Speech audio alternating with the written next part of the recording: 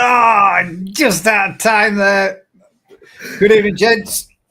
Good evening, Aaron. Good evening, Matt. I hope you're well. Good, thank you. I'm You good, good? Matt. Yeah.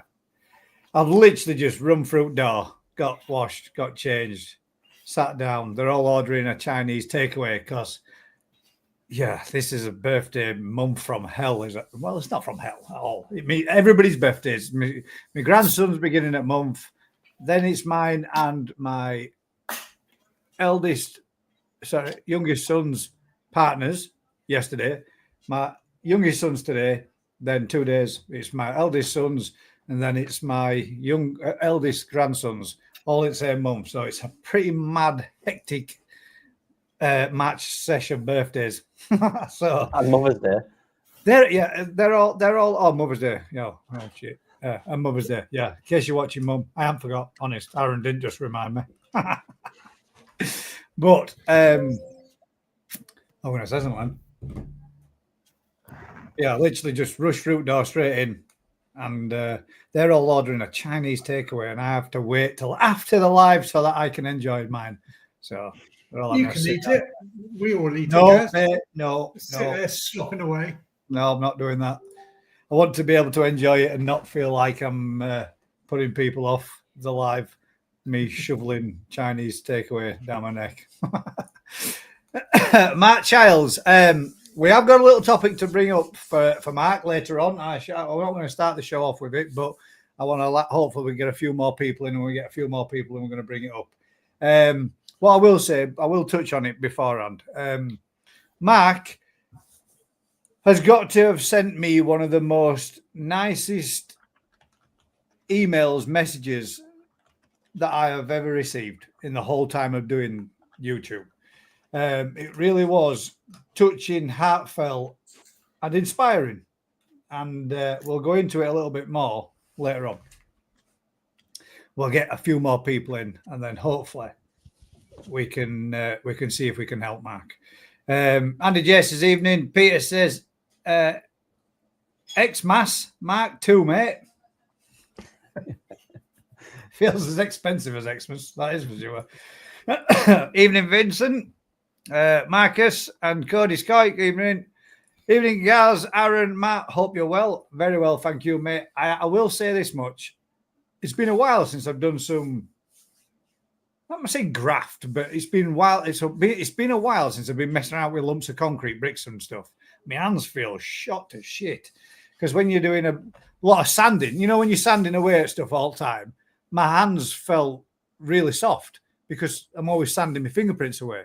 You know, when you're using sandpapers, like your hands feel real smooth, especially with the chemicals. But man, I've got more nicks and cuts. I mashed my hand today with my cordless drill. I was screwing a screw in to a door frame that I'm making, and screw slipped, bounced out, and I went wham. And you know that bit where you think, yeah, that hurt that. And I put right down the tip of your fingernail bed where your fingernail starts. I squashed the posy part of the screwdriver straight up that and ragged it back a bit. Pissed out with blood everywhere. And I thought, first thing I thought is, oh crap, I've got blood on Andy's new concrete. Did it go white there before it bled? I just did that. Because I thought, bastard, that's gonna rag off my skin up off my fingernail, but it didn't. It weren't as bad as it first felt, but yeah. It didn't, like you don't want to look at it, do you? You know you've done it, but you just don't want to look at it because you know when you know it's bad when you go like out with it, don't you? All right. And you think I ain't looking at that. I cut my little pinky off, years back now, 15, 20 years ago. And I knew I'd done it, but I just couldn't look down. And eventually I did look down, and yeah, it was off. Years ago when I used to work in a roof truss manufacturers, and we used to have a bloke there, site manager, main manager. He was a right dick, and he always used to have a proper moan. Now the guy that I used to work there is a guy called Toddy, and he was my best man at my wedding. We always used to prank each other all sorts of stuff. So he'd had day off, so I nailed his gloves to the workbench. And then following day, like, you know, he did something stupid, like he put a nail through my work boot and nailed it to the bench. So day after, we were like thinking about who we could prank next. And we thought, oh, we'll get a little piece of dowel. And we had a load of, he brought some fake blood in. So we put a piece of this dowel in this piece of glove and then use, you know, I don't know if you've seen them when they're using trusses, they're like corrugated crimps that you fasten wood together to quickly hold it in place. So we fired it through this piece of wood, and then he slid his glove out and he squirted a lot of blood all over it. And the following day we came into work, and he'd been ringing hospital to find out, because the glove said Toddy across his back of his hand, so he knew who it is. And he'd been ringing hospital up to see if he'd lost his finger. We got some right shit for that, man. Do some stupid stuff when you're younger, don't you? Well, anyway. The crazy crap that we've been up to. We've been doing all sorts down there, though, man. Got some concrete in ready. We got some doors made, some jump guards for fish to prevent them from being able to jump out. Loads of painting, decorating. Got his kitchens all decorated, painted up. We're just got to get ceiling up and then fit his kitchen. So there's all sorts coming on. We've been loads of little projects. It's not all about the koi, is it? When you're down on a koi farm, it's not all about the koi at all. Well, I mean, you're there to do everything, can't you? Really? Well, that's it, mate. Yeah, the maintenance and upkeep of the whole whole job block caboodle. Yeah, it's been pretty good. There's a nice one. Thank you, Glenn. Vote with your thumb for the great live from Gaz. Thank you very much, Glenn. I appreciate it. Let's have a quick look, see if we missed off. Oh, there we go, Tony. 18 to go for the 1,000 subs. Congratulations. Anybody that's not tuned in or subscribed to Farmer O'Coy, let's see if we can get him over that 18. That 18 that he needs just to tip him up to that 1,000. And then when you've done that, Tony, you've got to go through that monetization form. Good luck with that. Yeah, it's all right.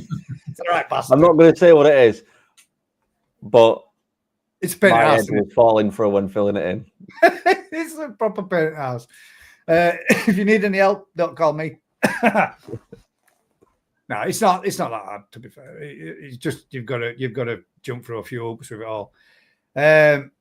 You are a true trooper, Gaz. Yeah, carry on and crack on. Keep getting it done. Keep doing it. Get it sorted. Eat while you're on the stream, Gaz. Matt does. Well, I knew Susan was going to say something, so I've been out tonight and picked up some little treats for myself to eat. I don't. If you want to do it, you can do it. It's just not how I was brought up. So I'm not. So I've done it once or twice before, but my problem is I don't eat during the whole of the day. I don't have any breakfast and I don't have any lunch. So yeah, it's a little one. It's a tiny little one there. I don't have time to stop. Too busy.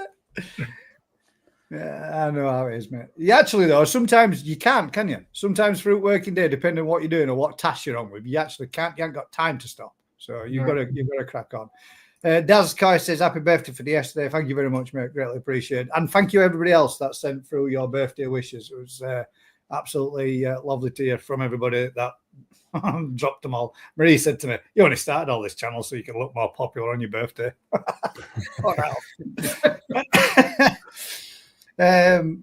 Koi Pete says, what's up, crazy Koi people? I hope you're good, mate. Ash, evening all. Hello, Matt. There you go, Matt. Personal one for you. Family Catfishing says evening all. And then, I've just banged up that. I'll stick it up again. 18 to go. Let's see if we can give him a lift up and get him there. I've dropped his link in the comments. Nice one. Thank you very much. Yo, cupcakes from our Vince. Vincent, love you long time.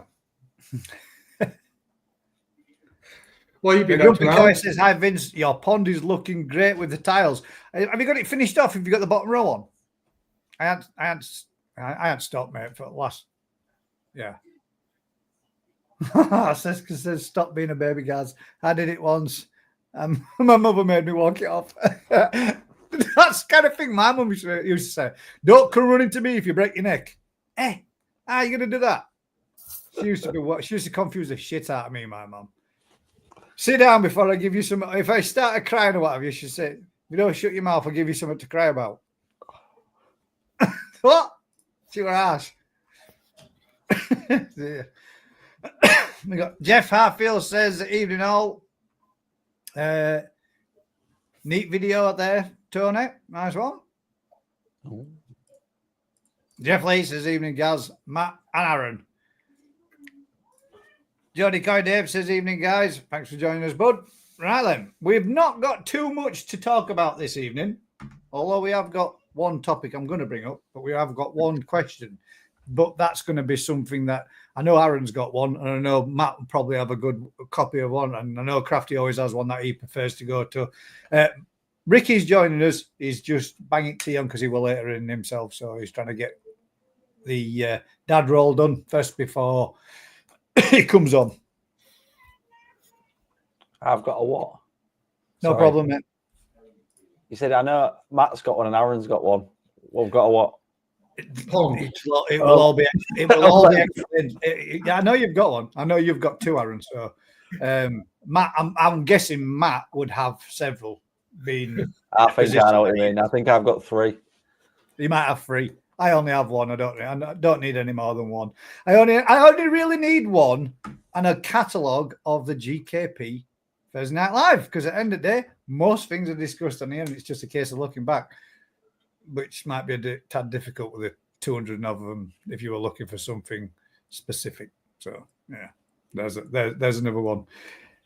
Did I have a nice birthday? I did, mate. Yeah, I mean, I went to work and I enjoyed it. So that's always a bonus, isn't it? When you go to work on your birthday and you're enjoying what you're doing. So that was a bonus. Came home and had a nice evening, relaxing and just chilled out. But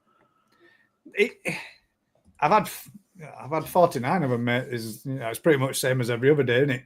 But I think you get to a point where you stop celebrating them, don't you, really, and just start thinking, shit, it's one more close. It's a big one next year, though, isn't it? I wouldn't mind actually doing something for my 50th, like skydiving or something like that.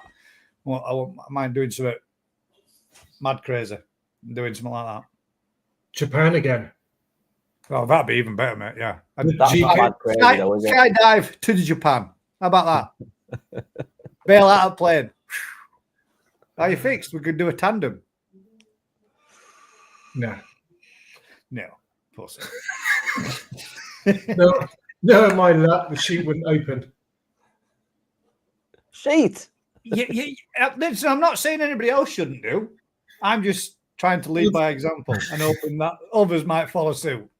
Oh, you're feeling guilty now. I've got a pile of food over there. Now I'm not going to bring it out. No, there's difference between entertainment nibbles and sitting here with a full Chinese giving it when I'm trying to read out everything and talk and have a natter and have a chat and bring stuff up. It's not as easy.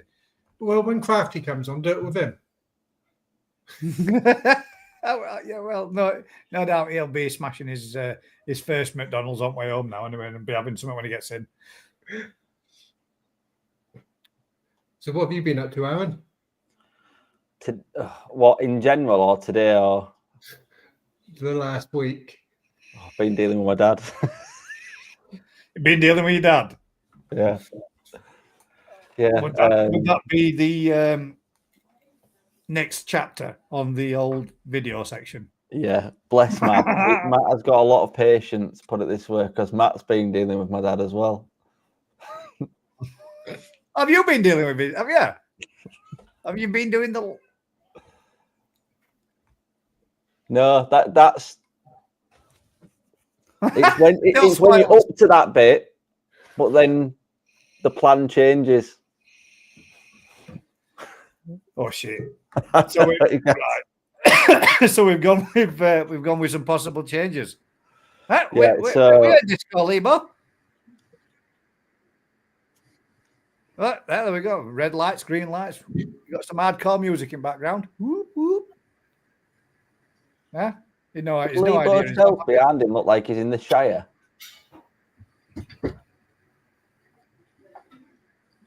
I love it when people come on real prepared. Yeah. Are you there, Lee? No? Hi. Speak up for everyone, your piece. Afternoon, you lot. Afternoon, y'all. Hey, princess. Sorry, just waving to the most beautiful little girl in the world. Are you there, Lee? Yes, sir. Just give me a sec. Just turn. Yeah, all right. You take your time. We'll work around you. Yes, I can hear you. Hi, baby. Saying hi. Oh, you're going to go shy now? Yeah, I'm not shy. Where's fishes? Fishes. How cute are you? You're growing up, aren't you? You are, are you? Oh, look at that. Yes, are you? Hiya. Are you going shy? You don't ever go shy.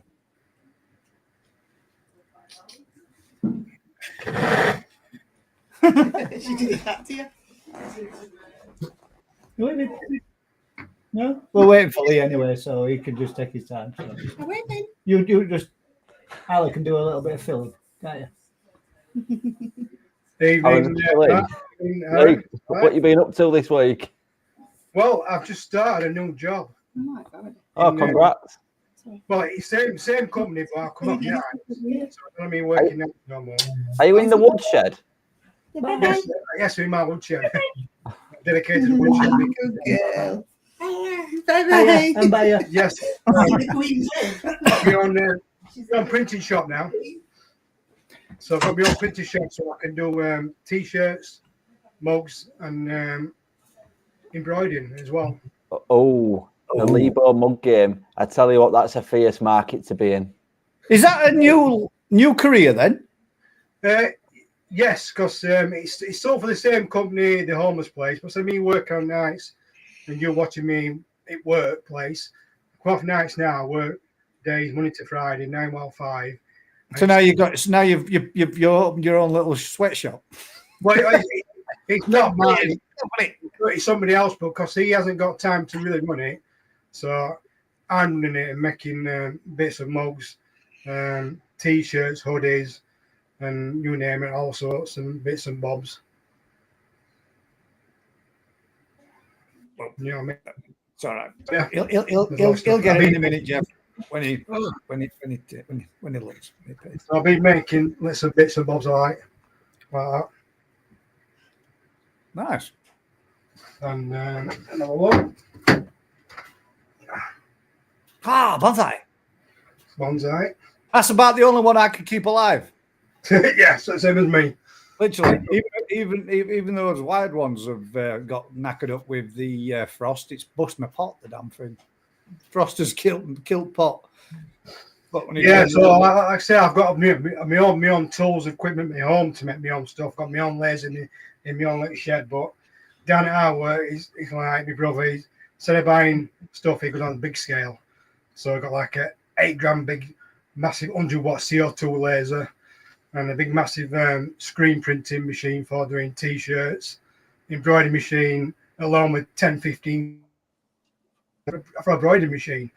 And he goes out being top with stuff, so he's hoping to try and make something out of it, but we never know, we'll see. Until business kicks off a bit, are you keeping lights down low then, seeing as though you're sat in dark? I mean, check because no lighting in his shed. Just wait while he adjusts his candle. Yeah, just take candle up.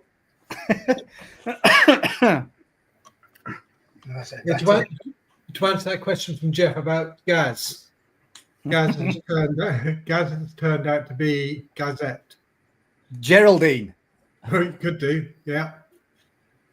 So it's actually a female then. Yeah, yeah. Ah. We couldn't believe it. Gazette. But yeah, It doesn't matter what she is. What she identifies as. She identifies as Gaz anyway, so she's good. I don't think she likes it. Nope. Chris Sky says, "Hi all from Somerset. Thank you very much for joining us." And this is I've never heard this one before. I'm smelling what you're stepping in, Gaz. I probably wouldn't be comfortable eating while alive either. I don't give a shit. Personally, I don't really care. Like it's more of for your sake to see me slamming noodles down my neck. Been tiling today and the fingers are sore as feck. Yeah.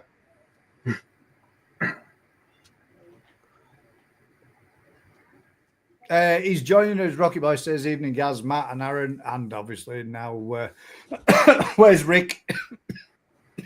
Excuse me. Where's Rick? He is coming. He'll be on with us shortly, hopefully. And Lee. What we got in here? My mum hit me with a saucepan and broke it. So hit me with a broom. I deserved it. I deserve it, mind. Yeah. My mum's done all sorts to me, mate. You don't want to know. She's thrown all sorts of shit at me across the room. That's because I swallow her as well, like, so I probably deserved it anyway. Here we go. Dangerous Dave, my friend Rocket Boy. No, I tell you what, right? Seeing as though we've done this so many times, just remember, as many times as I have shouted out your channel, I'm trying to push up to 3,000, so you can give us a mention too, both of you, in your next video. Thank you very much, guys. I'll take one as well. Would love some subs tonight as well, as he's getting close to the 1,000. Who's going to win? I reckon Rocket Boy might just sneak up from behind and steal it. Where's my other window gone? You never know. What's Santa on? Georgie Coy Dave says, "Did you get all your jobs done at home with the pond gas?" No, I didn't, mate. I didn't. I ran out of time. I didn't get a chance to vac out the pond. And we're not being able to vac out the pond. The temperatures started dropping and pond dropped down to 9 degrees. And I wanted to get some blanket weed treatment in because I've got blanket weed starting. So I hoped to get that banged in as well, but I didn't. So I was literally thinking, God damn it, I've got that to do hopefully this weekend. But we've had a couple of frosts again, so I don't know if even if I'd have put it in, I don't think it would have done the job. So I'm just hoping that it ain't grown too much in this week, and I can get it in at weekend if it's warmed up a little bit more, because it don't work so well above below 10 degrees. So would you another temperature drop as well? -4. Exactly, mate. That's what I'm hoping it doesn't do. But I was thinking last weekend though, when I was out there last weekend, just a t-shirt, thinking this is lovely and warm. And then following Monday, I got a frost on windscreen and a frost on lawn again. I thought, well, unfortunately for my fish, I turned air back on and said, bollocks to you, that's it, you're kicking you into spring. And believe it or not, they're cruising around all over the place. They've fed every morning since. So it's spring for them, whether they like it or not. Yeah, to be fair, my shower's back on, air's back on. Feeder's on, but it's only feeding once. But yeah, they've been told to wake up and they are now. Have you picked a data for 24-hour live yet, Gaz? No, I'm still waiting for everybody to. There's one thing I need to see. What we was going to do, the plan was to do it for the first weekend in March. Where Rick, obviously, we've been away and coming back, trying to catch up and get everything done and. From a double holiday, being a high baller and a big deep pocketed person he is, having 2 trips, made it that where it might have been a little difficult for him. So we said we'll get it redone and rescheduled for another day. But the original plan was to do it down at Perfect Aquatics. Now I don't know now whether or not we'll be able to do that. Crafty might tell us if he joins us and comes on, because they went with the conflict of work interests. Yeah. I don't know if it's going to be an issue. But if it isn't, what I wanted to do, I wanted to do it from home. That way, then everybody can have a drink. They can be comfortable. They can be seated. They can be, sat here at home. And it saves me having to drive for 4.5 hours to get to somewhere. Or the other way is we have a word with Rick and see if Rick wants to do it, and we do it live from his farm or anywhere else or whatever. But if you tailor it right, you can get different guests from around the world. Like you've got Ty in Salt Lake, you've got the guy from Australia. You could have guests coming on and get their audience to come on throughout the 24 hours. What we're hoping to do is I need to. Hey, straight out of the shower, okay? Ready for a night out, fancy mate. Shirt, you're off, got you? Are you off to pub? You just got in from Lash. How does it go, Rick? You like the shirt? Well, you like what underneath's better, isn't it? That's my new shirt for going out to Cambodia. New shouts going out to Cambodia. Yeah. So he's been shopping. Apparently I needed some collars. There you go. Happy days. You had a good week? Yeah, been busy, but yeah, all good. Did you hit some hot temps down at Polytunnels at the beginning of the week then when it was nice and warm? You got to about 24 degrees in ours. It was red hot, man. Absolutely boiling. Yeah, we were hitting sort of 30-degree air temperature, 20, 23, 24 water temperature. That's nice. all right. Well, how about the new polytunnel with your reflective? It seems to be working an absolute treat, but it's hard to quantify. We've got so many polytunnels and they're all different. So depending which way they're set up, how much light they get, how airtight they are. Yeah, but that's up there with the hottest ones we got.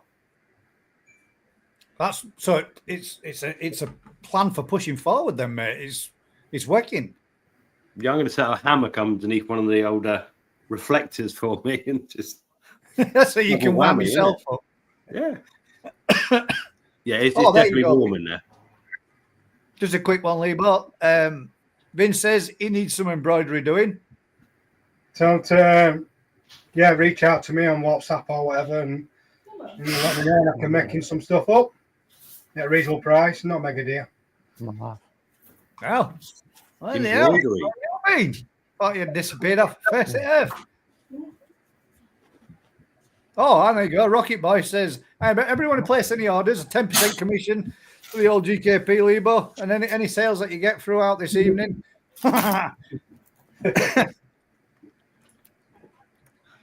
Embroidery or what? What am I missing? Merch, clothing. If you need logos and such. I've got a sweatshop now. I've got a couple of chinks and a bowl of rice and £2 a week, and they're happy enough. I probably misheard that. But it's all right, really. You might have just crashed and burned with your business idea with that one. Excellent. That's probably where this comes from. I misheard that. I'd have stayed sweatshop. Dave's Coy, could one of the admin do me a huge favour? Can we bang that channel up and let's see if we can get Dave's Coys? I'm up to 13 subs. If you've got a channel, you've got some content out there, mate. Hopefully, fingers crossed, people might swing by and give you a look. Let's encourage some new people to come up and through as well. It's always nice to see a new channel, something different. See if we've got some new fish to be looking at. If somebody could bang that in for us, that would be greatly appreciated. If you can't, let me know and I'll do it myself. Cool. Nice one. Thank you. Right then. I'll take your power back on, Matt. We'll see his electric's back on. Tomorrow mine is. It's a Thursday. No, tomorrow. All the generators. Go away, Dad. All the generators are all set up, primed and ready to go. And I've tested it and it works. So fingers crossed. And Brand Family Koi Adventures. Well, Matt, I tell you what, does anybody else want to shout out? Yeah, 1 minute. Everybody else want a shout out for the channel? Is there anybody else out there that's got some small little channels or channels that you would like to be put on here tonight, and we can give you a little bit of a sub raise if we possibly can and get some people coming through and watching a bit of your content for those that haven't already been subscribed along? I hope Rocket Boy and Santa have got an actual wager on who's going to do it. I hope they haven't all. They've got to have, haven't they? They're proper close, though. The original bet was I'd give one of them a fish for free when they hit 1,000. That's where it started. Really? And unfortunately, old Tony's flying away a bit at the minute, I think. You see, Tony's banging out shorts left, right, and centre, isn't he? He's become like the shorts king. Well, he's going through his old album collection of music.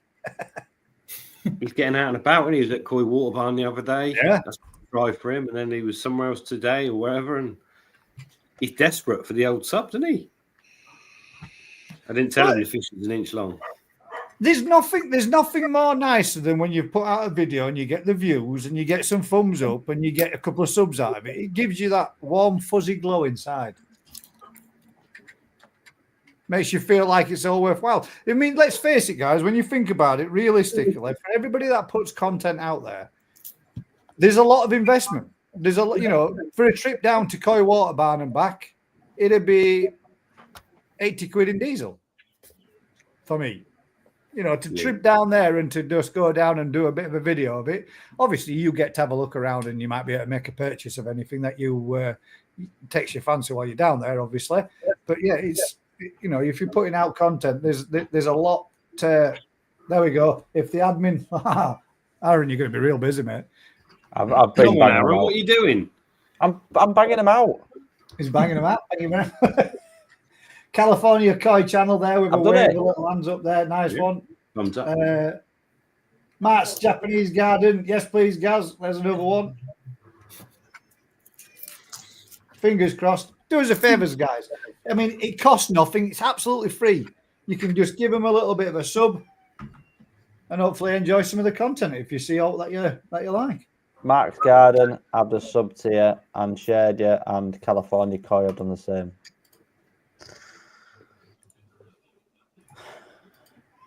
How was your holiday, Aaron? Really good, mate. Really You're good. a far traveller now, aren't you? Once We'll bitten, next time. Can't stop. Yeah, when we did, it was really good, Rick. You've been before, haven't you? But it was good to not do it as a package holiday and just do wherever we wanted to go. Yeah, you got that freedom, innit? It's was nice. It was. If you can go with the weather, can't you? It's Thailand to go with the weather. What? The weather's always nice, isn't it? Mate, it was flooding. I'm not even joking. Like waist deep flooding in Ao Nang, rivers running down to the sea. While I was at one place, I was like, we'll maybe leave that a few days before going there. Fair enough. There's a quick question. I'm gonna pull that one up. Just to ANC's just put in there saying the ponds, evening Vicky, the pond's looking big. When you did your little planted area, because that's what she's a section of that pond is going to be a planted area, just so that it's like, did you just use the same line and then put a bit of weed barrier protection there just to protect it all, then plant your plants in and then put all your stones in and around it? Because she's wanting to go for the same kind of thing. So if you could either drop her a message on one of her videos and let her know what you did, and then we can pinch in the idea, mate, basically, because I think that's quite nice, and we give it a nice little bit of a backdrop up towards where she's got the far corner, the far back end of a pond. So that's When what we we're do doing. when we do the natural ponds, guys, we always bring the liner up from the pond, come up to the surface of where you want it to be, and then drop back down in. Yeah, that's what we were thinking about, putting perhaps maybe some in to shore up to make it that much more deeper than the pond's at that level, all the way around, and then drop over and line it with the liner first, and then put some over to protect it so that if anything does stand in there, then it's not going to pierce through the liner and cause a leak. If you know what I mean.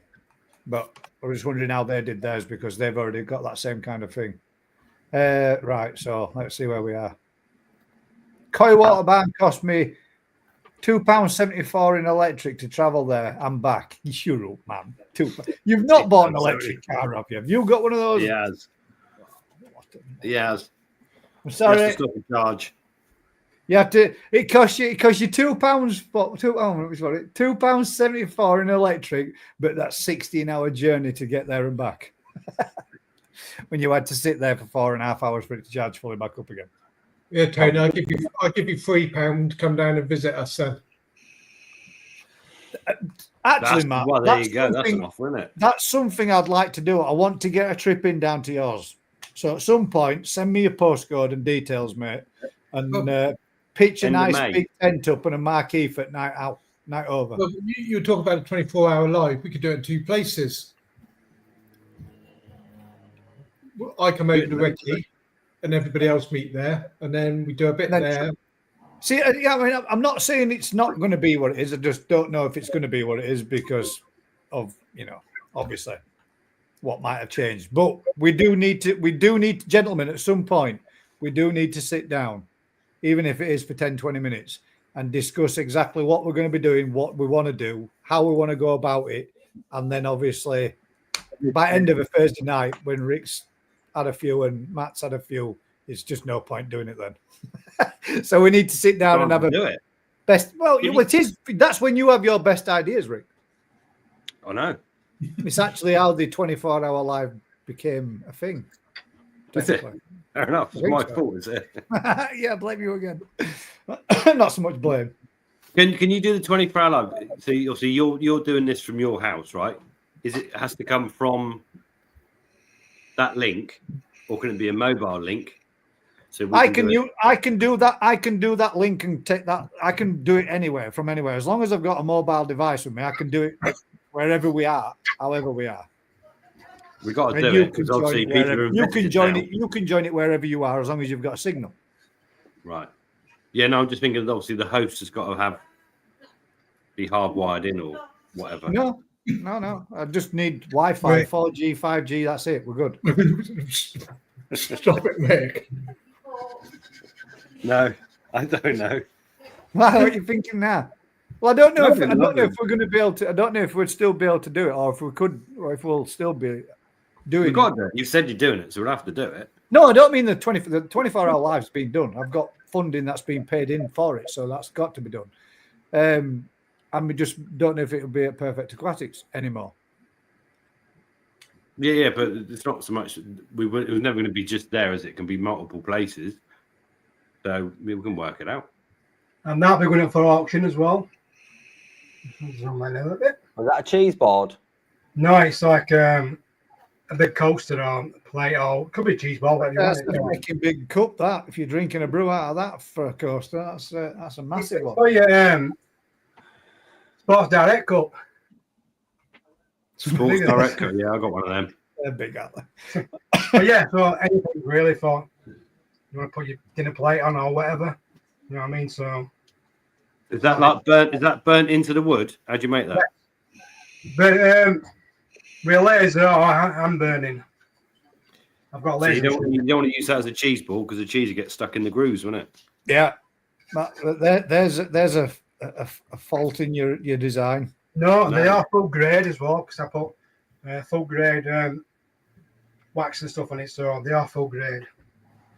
Not wow. Is it natural beeswax? I don't know.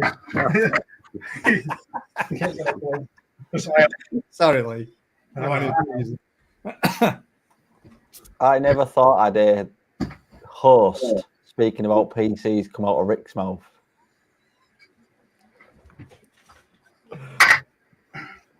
Like, wow. Mobile won't last 24 hours. Of course it will.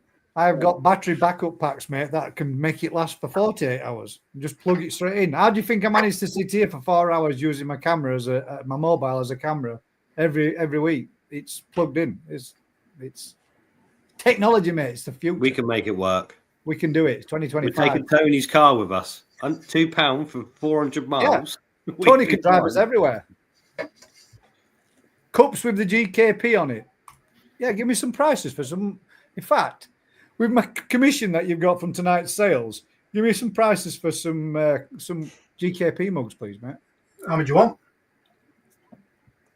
How much do you do them in? They're not mega dear. I have to discuss with my my manager, see how much he's going to charge, but I think about 4 or 5 quid a cup. Oh, 4 or 5 quid a cup. Yeah. So you're not very competitive then. That's engraved. I think. That's the price as everybody else. You're supposed to pay it. I don't want to prices. I ain't got a clue. Well, just come back to us when you've got a bit of an idea, mate, and I might get some printed off for you. Mine is You pay relatively that for a cup simple. of tea anywhere. Just a paper cup, you pay 4 quid. I'll be donated this as well. That'll be donated as well. I like that. Look at that. Mate, something going on here. There you go. Do some clocks. Yeah, I'm going to do some clocks. Yeah. All right, Kaz, he's I'm working not out. after some freebies at all. I'm just he's flashing all his items on here, and there were none of that. Hey, do you mind if I come and plug my business or all? So it naturally comes with a 10% commission for the GKP for any sales that it makes this evening. For the 24-hour show. That's what I just thought we was holding items up in our front row. I was just about to get the dustpan up and that. I got one of these. Does that count? Don't you start, Susan. You're the one that instigates all this. We've all everyone. Oh, my knife's bigger than your knife. I think what's this one? A Tuberfest 24. We left our EV car at Winchester. I couldn't find a charge working, so I got a taxi back to Nottingham with our fish. Oh mate! God damn. Electric vehicles, man. No, I told them. Yeah, to be fair, from us, Christchurch is in it. Or Winter round. They could have got rounds. That's bad. That's bad, that. I blame Vince for that. He should have just given you a lift. Electric vehicles, they're the future, aren't they? So you got If you can get from Oxford to Kent and back for £2.70, then listen, right. If you think about it realistically, if they're good, everybody's going to go to electric vehicles. What about the 600 people that live in a block of flats? Where are they going to plug them in? Exactly. Or what about people that live in a terraced house straight onto pavement? Where are they going to plug theirs in? The lamppost. The lamppost. There's Do you know one. There's a what I lamppost every found what out, right? 600 yards. There'd just be a mass of cars all parked out one side, one lamppost in a big circle around it. Do you know we've still got a wood-powered power station, a wood-fired power station in this country? Yeah, I can believe it, mate. We got one in Stelvey and Drax or something. Blew my mind. We're shipping wood from Canada to burn, to heat water, to make electric, and it's the biggest CO2 polluter in this country by a country mile. Mate, how's plugging your car in when someone's burning wood to make the electric to plug your car in? Do you know the best one I saw was a Tesla point, and the Tesla point had a diesel generator powering the actual plug-in points. A diesel generator sat at the side of it to power them because they haven't got the infrastructure in to power that, to power everything Mate, there's else. loads of them in Thailand. Loads. The amount I saw in Thailand of massive, big, like the size of shipping containers, generators with electric pod points underneath them is unreal. I'm like, Yeah. Could the secretary please do me a favor? Just keep making every time you see, just drop me an email. Just make a quick tally for Lebo. We need to make sure that the commission comes in at the end of this session. Evening, Alan. By the way, sorry, we weren't ignoring you. We talked about important stuff. I did. We're talking crap so far. That's what we've done. I did pop it up. Good evening, Alan. I did give you the thumbs up, mate. Thanks for joining us. Right then, has anybody got any topics that aren't electric vehicle related or fish related, preferably, that we can have a natter and a chat about? Oh, I tell you what. Now we've got you all here, we can do it. We can do this one. And this is for Gravedigger. He actually asked, oh, goddamn keyboard, man. He actually asked this evening if it was possible. Does anyone, any on the panel, have a recommendations for books about koi and koi keeping?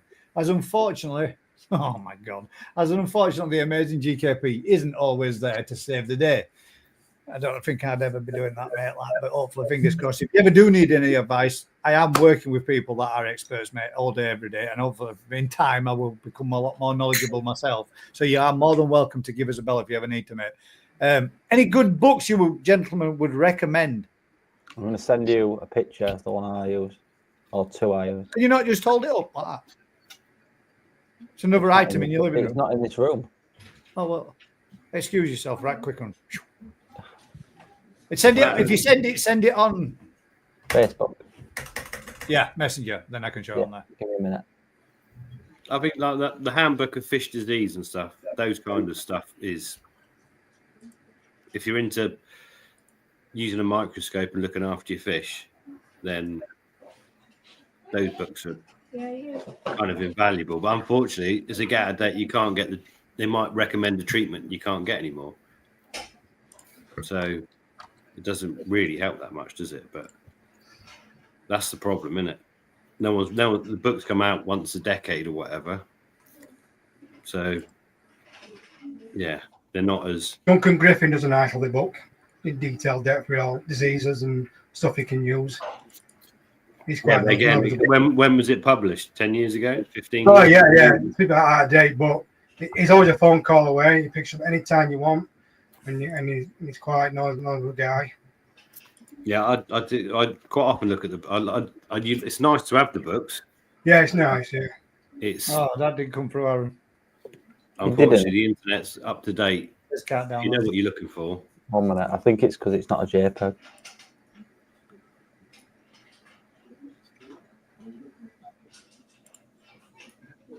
I think if you like literature, any of the books, and Peter Warrenson's books, anything you can get hold of is a good present, isn't it? If you're buying something for someone, or nice to have on the shelf to pick up and look at.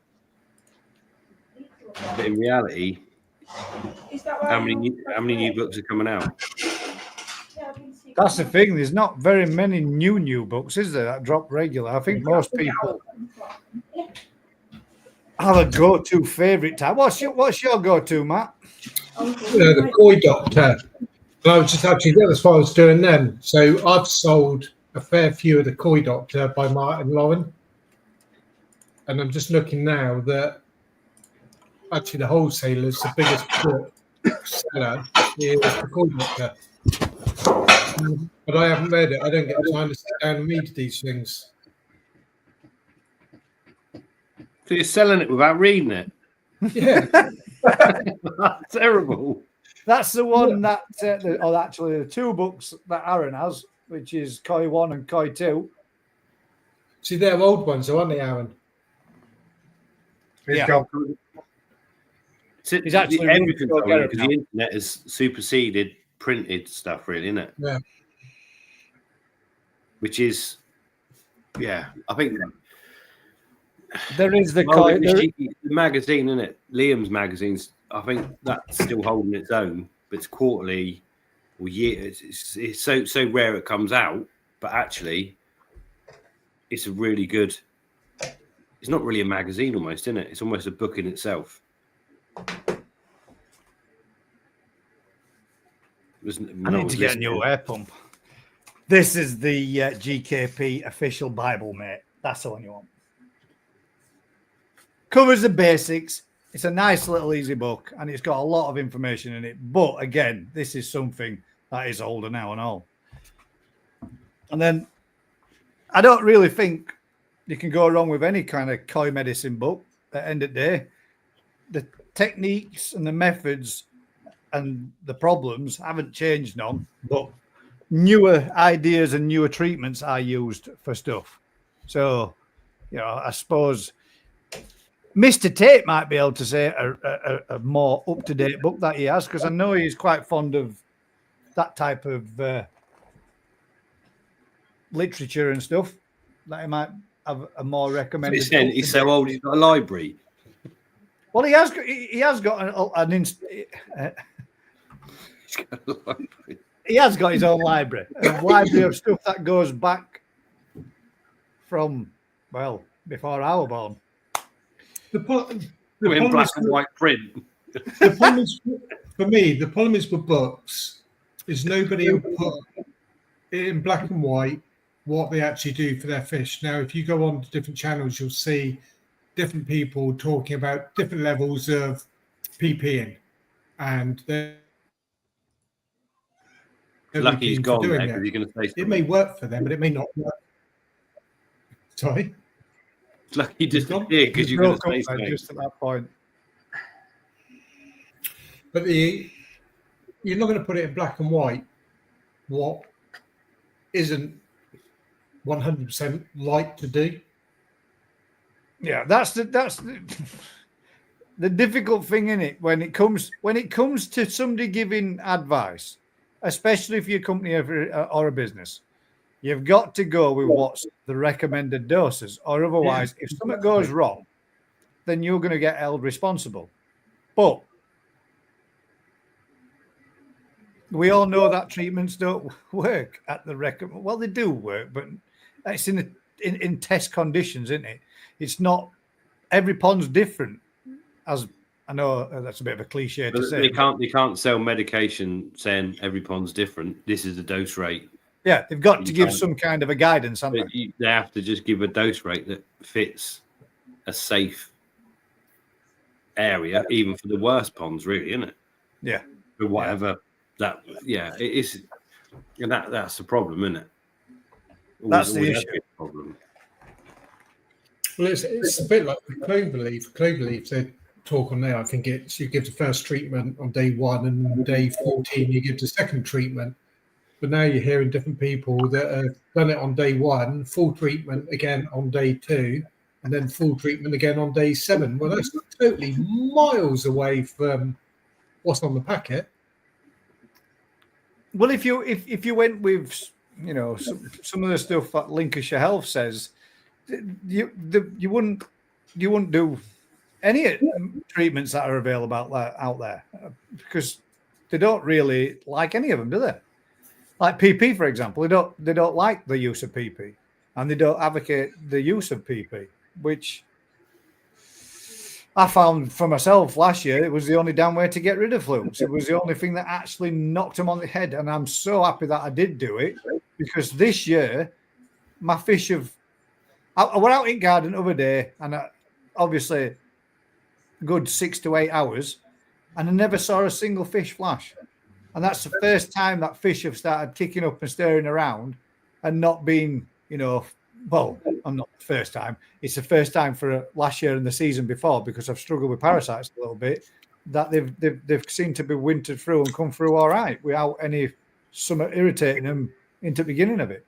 So yeah, that's the problem. You can't.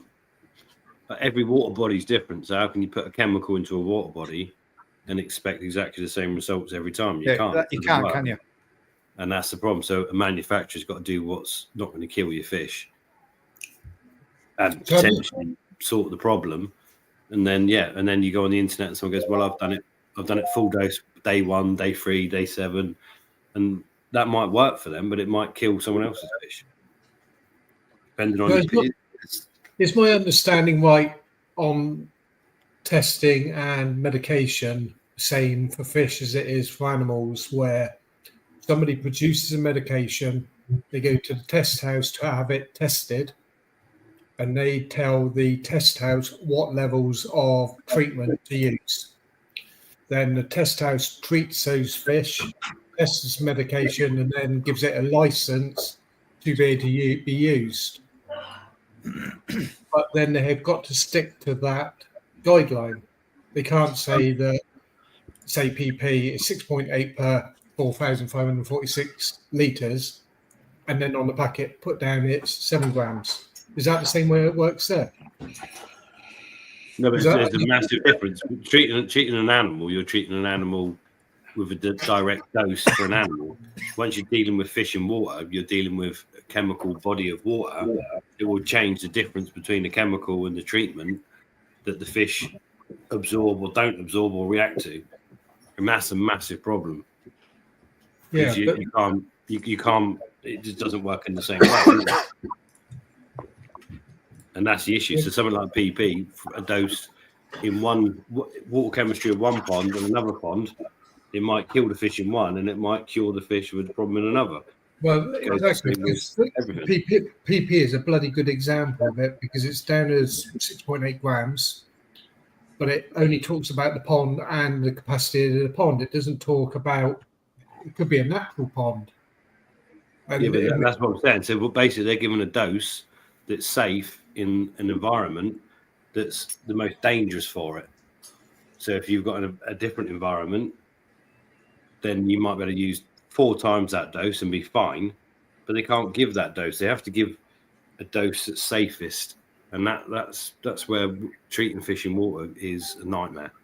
And most of the treatments you use, you put in and go, oh, that's not particularly strong, well, that's not particularly effective, because you're treating the water and the fish in an environment that can be from like I said, a mud pond full of organic matter to a crystal clear, almost sterile. The poles apart. Ryan's asked a question there. He said, if you need to measure your treatment and you're not sure how many gallons your pond is, and you guess, do you need to get it exactly right before you dose? The thing is, if you're guessing, if you're guessing, it's already risky, isn't it? Well, you need to have some kind of an idea, but there's a formula that you can work it out on anyway. But that's what we were saying. Filtration and properly don't guess your filtration.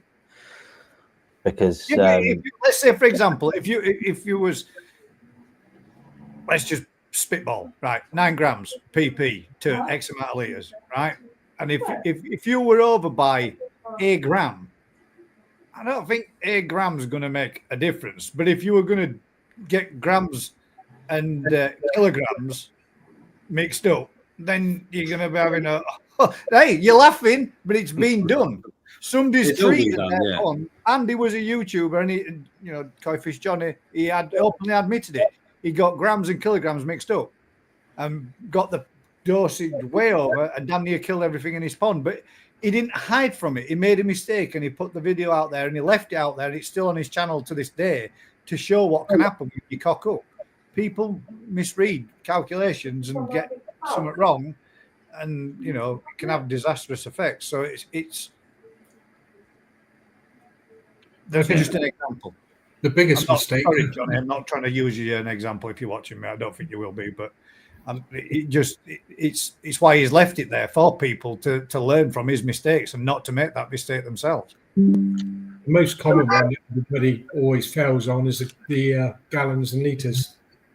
You see that loads. But the thing is, though, mate, we in UK we shouldn't be working in gallons. We haven't worked in gallons since I left school.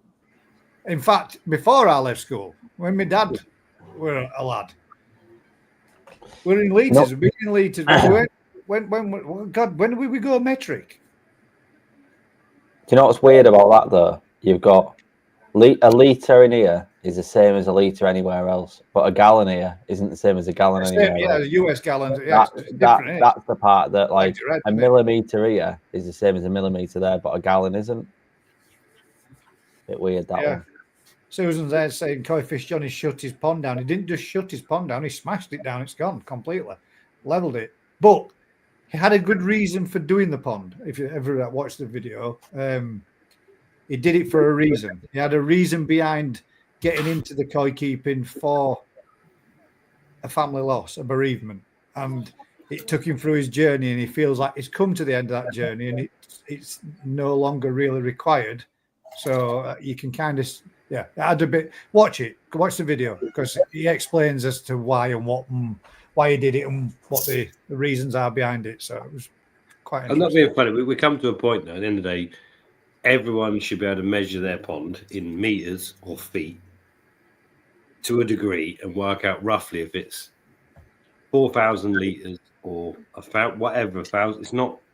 It's not difficult. We've got calculators. We've got whether it's a round pond, a triangle pond, a square pond, it's not that difficult to work out how much water's in your pond and then work out roughly how much treatment. And if you use a bottle off the shelf treatment and you use it at the dose it says to roughly what you've got, there is never going to be a problem of overdose.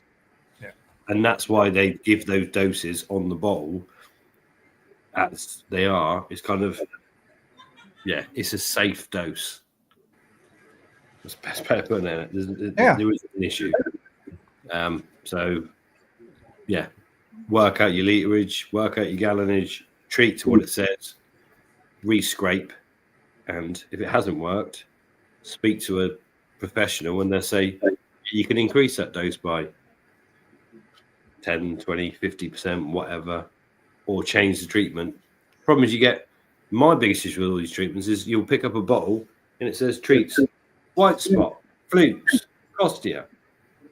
And it doesn't. It's just a complete and utter lie. Look at the garden centres that say treatment of all parasites. Well, Cloverleaf's trying to bring out like lots of blanket covering treatments, aren't they? I don't know if you've seen some of them do. Some of the Cloverleaf do an absolute parasite. It's got multiple active ingredients that potentially could. But some of the bottles you pick up, a bottle of malachite that says on it that it kills pretty much everything known to man, it's not going to do what it says on the tin, is it? No. Do you not feel, though, the garden centres are selling a product that's potentially going to knock the parasites but not get rid of the parasites? So you're going to see a improvement in your fish, and then 2 months later, the fish's health is going to start deteriorating because parasites are still there, and now they're establishing again. And what do? Oh, let me shoot down the garden centre and buy some more medication. Yeah, it's not the garden centre's fault, is it? That's the company selling a product that doesn't do a job. No, but the garden centres could be. You go. Actually, I could name quite a few I've been into, and not one of them would have a reputable company's medication in there. Yeah, I don't know. I don't know where I'm going with this. I don't know. Yeah, there is only about 5 medications there's not much in the way of raw chemical we can use to kill certain diseases. There, you pick up a bottle and oh, it's got this in it. Oh, that one's got exactly the same. That's got the same. This one's got the same. There's not a lot of choice out there that are licensed to use. Yeah, I think a garden centre just sells stuff on a shelf for people to buy. It's up to the customer to buy or speak to someone to find out what they're dealing with. I know, it's difficult, isn't it? I don't know. Slippery road, isn't it? But what happens if you've got a round pond? Pi r squared, mate. A figure of 8 pond. Pi r squared times 2. Divided by r. There you go. It's not. It's not that difficult to work out your gallonage. Most people think they got a problem with their fish because they read somewhere they've gone cloudy, they're flashing, they got flukes. They haven't done a scrape, so they might be treating for flukes when they haven't got flukes, or they do a scrape and they got flukes, and they're using the chemical at the wrong time. 1965 we Nightmare. went. It's a nightmare. And to be fair, the treatments we got now to use are not as good as we used to have. Thank you very much, Alan. A quick one to go back because I've just realised I heard me pinging. Sorry, This is I'll bring that one down. We'll come back to that one, Grumpy Coy. This is Mr. Tate's recommended book, Koi Diseases, Beginners to Advanced Life-Saving Technology. That's older than my one of them. That's in a binder, mate. It's not even a proper book. Is that so you can add pages to it though, with it being in a binder? No, I said about. So you can get new additions. But there you go. I mean, that's recommended by somebody like Mr. Tate. At the end of the day, that's got to be his go-to. Other than that, he normally turns to his Betamax video collection. That's the thing. What gets me is right the knowledge, isn't it? So Alan's got more knowledge and he's got all those books in his brain, isn't he? Yeah. So he should have a website where I'm Alan Tate. Text me if you've got a problem. He could sort it out. But that's the thing. That's something that Mr. Tate does do, though, isn't it? It will help people if they Well, there you contact go. him. It will give you help and it will give you advice, and it will. I don't hope Mr. Tate won't mind me saying it, but I know he has done visits to people's ponds to help them with issues and situations. But surely that's kind of where the koi clubs originally came from, to help each other. Isn't it? The main point of them, perhaps not, it's not to show fish, it's to help each other look after fish. Bit filtration, bit treatments, bit well-being, bit diets. Is that not the platform it should be?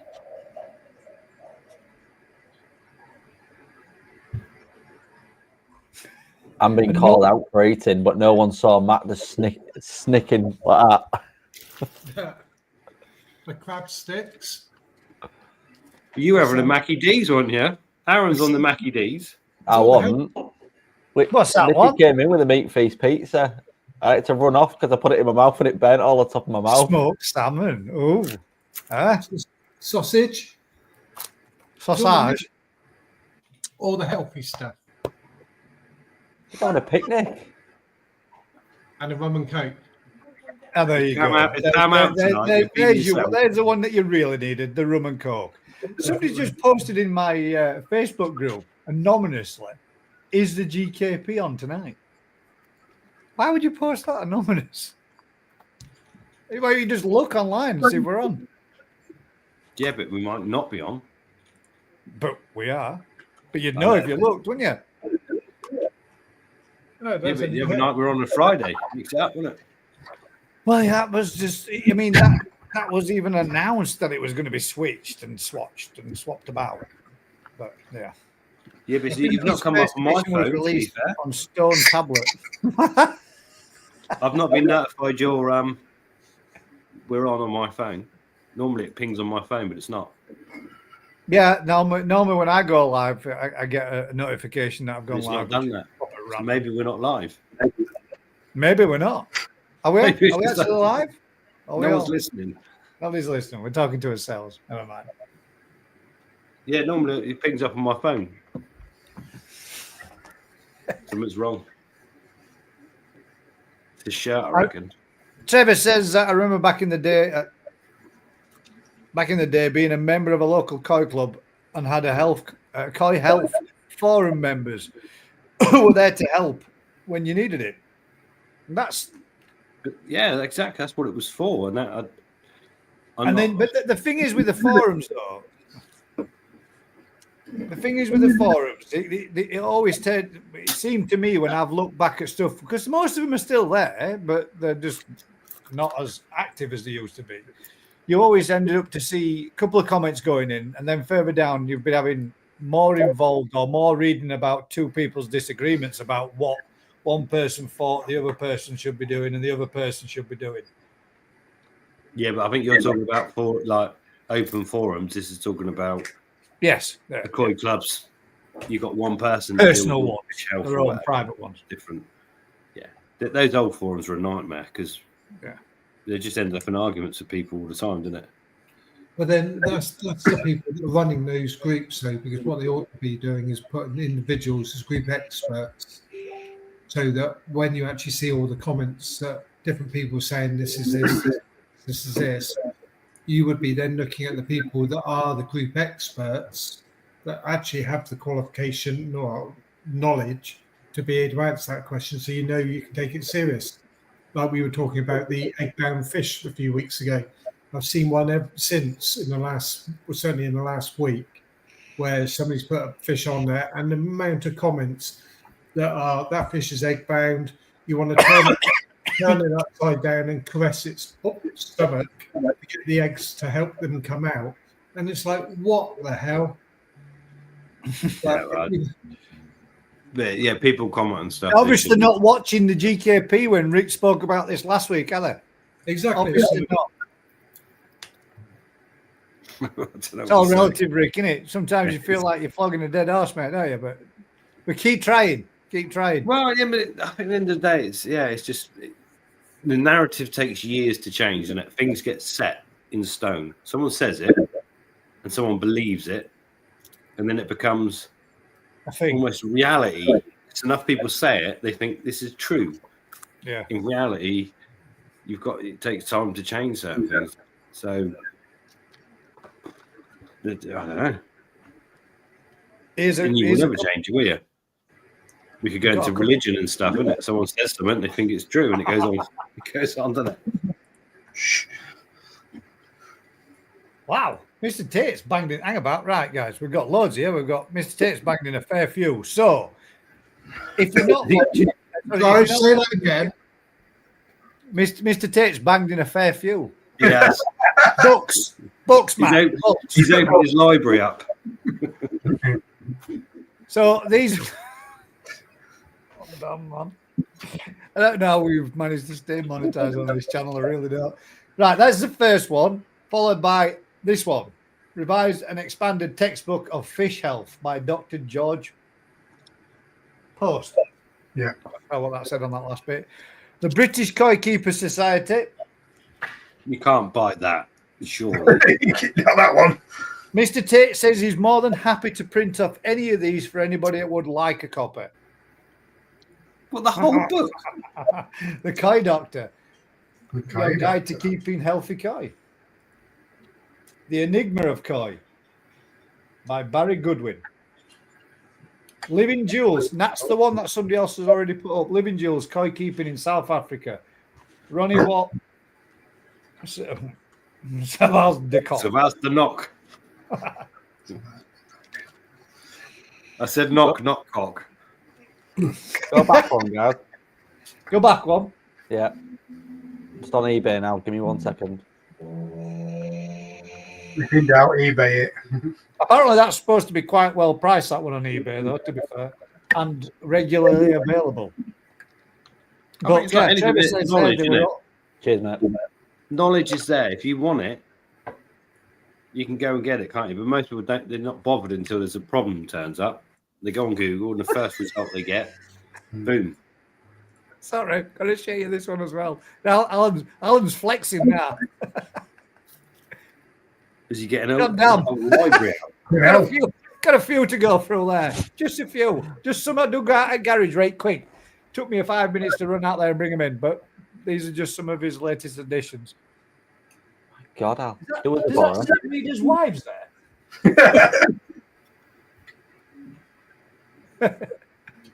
And to be fair, I only got laughs from the people that have read it. a lot of Japanese magazines as well are pretty good. Yeah. Not those sort, the proper ones. No, if you can't read Japanese though. Trevor was a fan of the readers' wives. He says, I've got loads of those mags. Sorry, Trevor.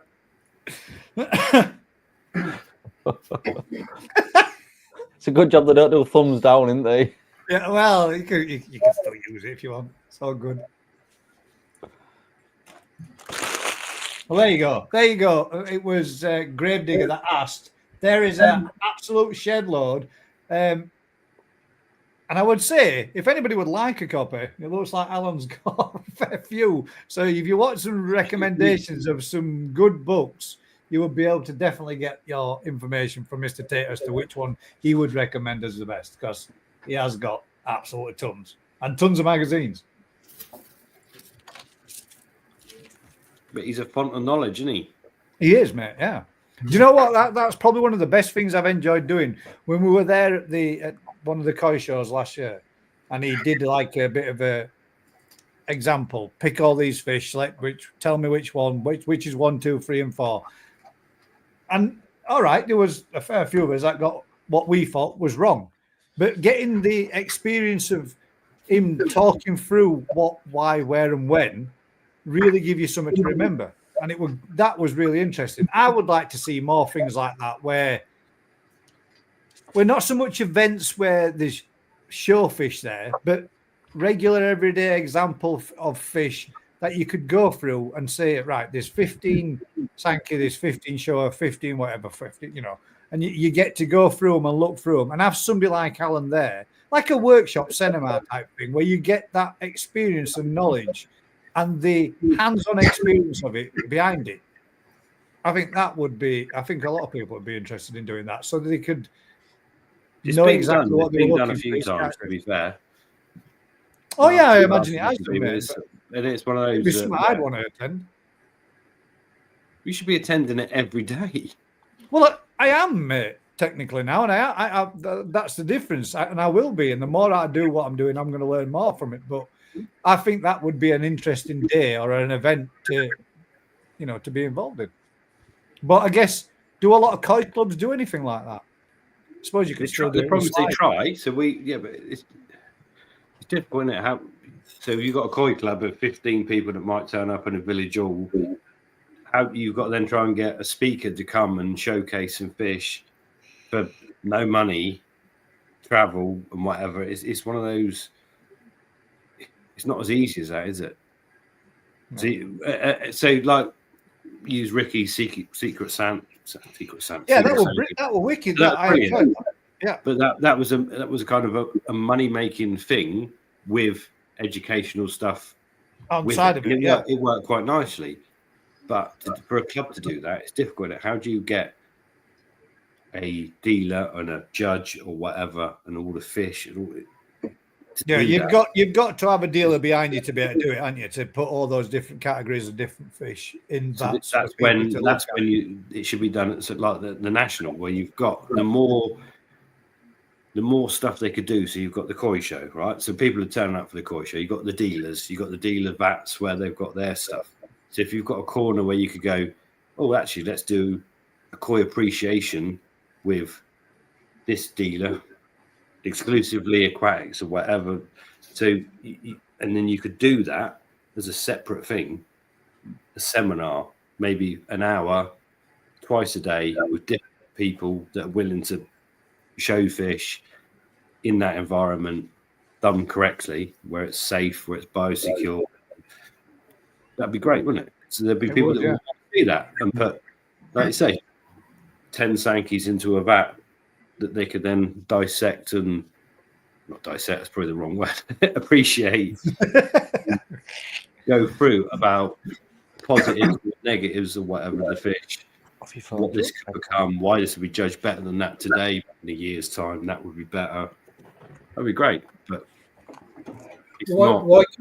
why couldn't you nominate a variety? So, say the Sankey, and then one of the judges, say one of the shows, BKKS, walks around and talks about all the individual Sankeys that are in those Because they're vats. in the show scene, and that's not right for the customer, or Why not afterwards?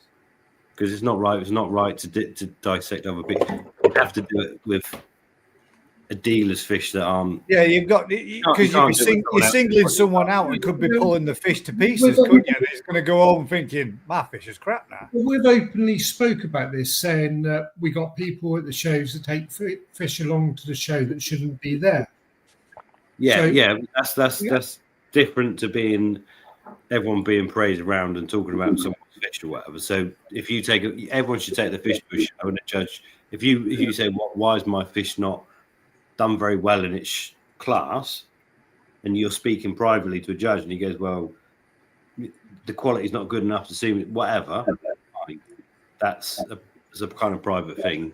I think at the end of the day, somebody else said about it too. Thank you very much, Linda. If you bring these books up that Pico recommended. Yeah. If you could have a corner of the showground where you could have a judge explaining about a variety and a bunch of fish to say positive, not so much negative things about fish, but why one's better than another. But really, that a dealer has to be the one supplying those fish to be talked about. So it's not. Yeah, it's doable, but it's doable. It's got so many pitfalls, isn't it? Yeah. But, right then, let's switch it up a little bit. And I had somebody that suggested a topic today. And you know who you are. Thank you very much. Cheers, Lorraine. But it's a good one, isn't it? It's a good one. How did you know?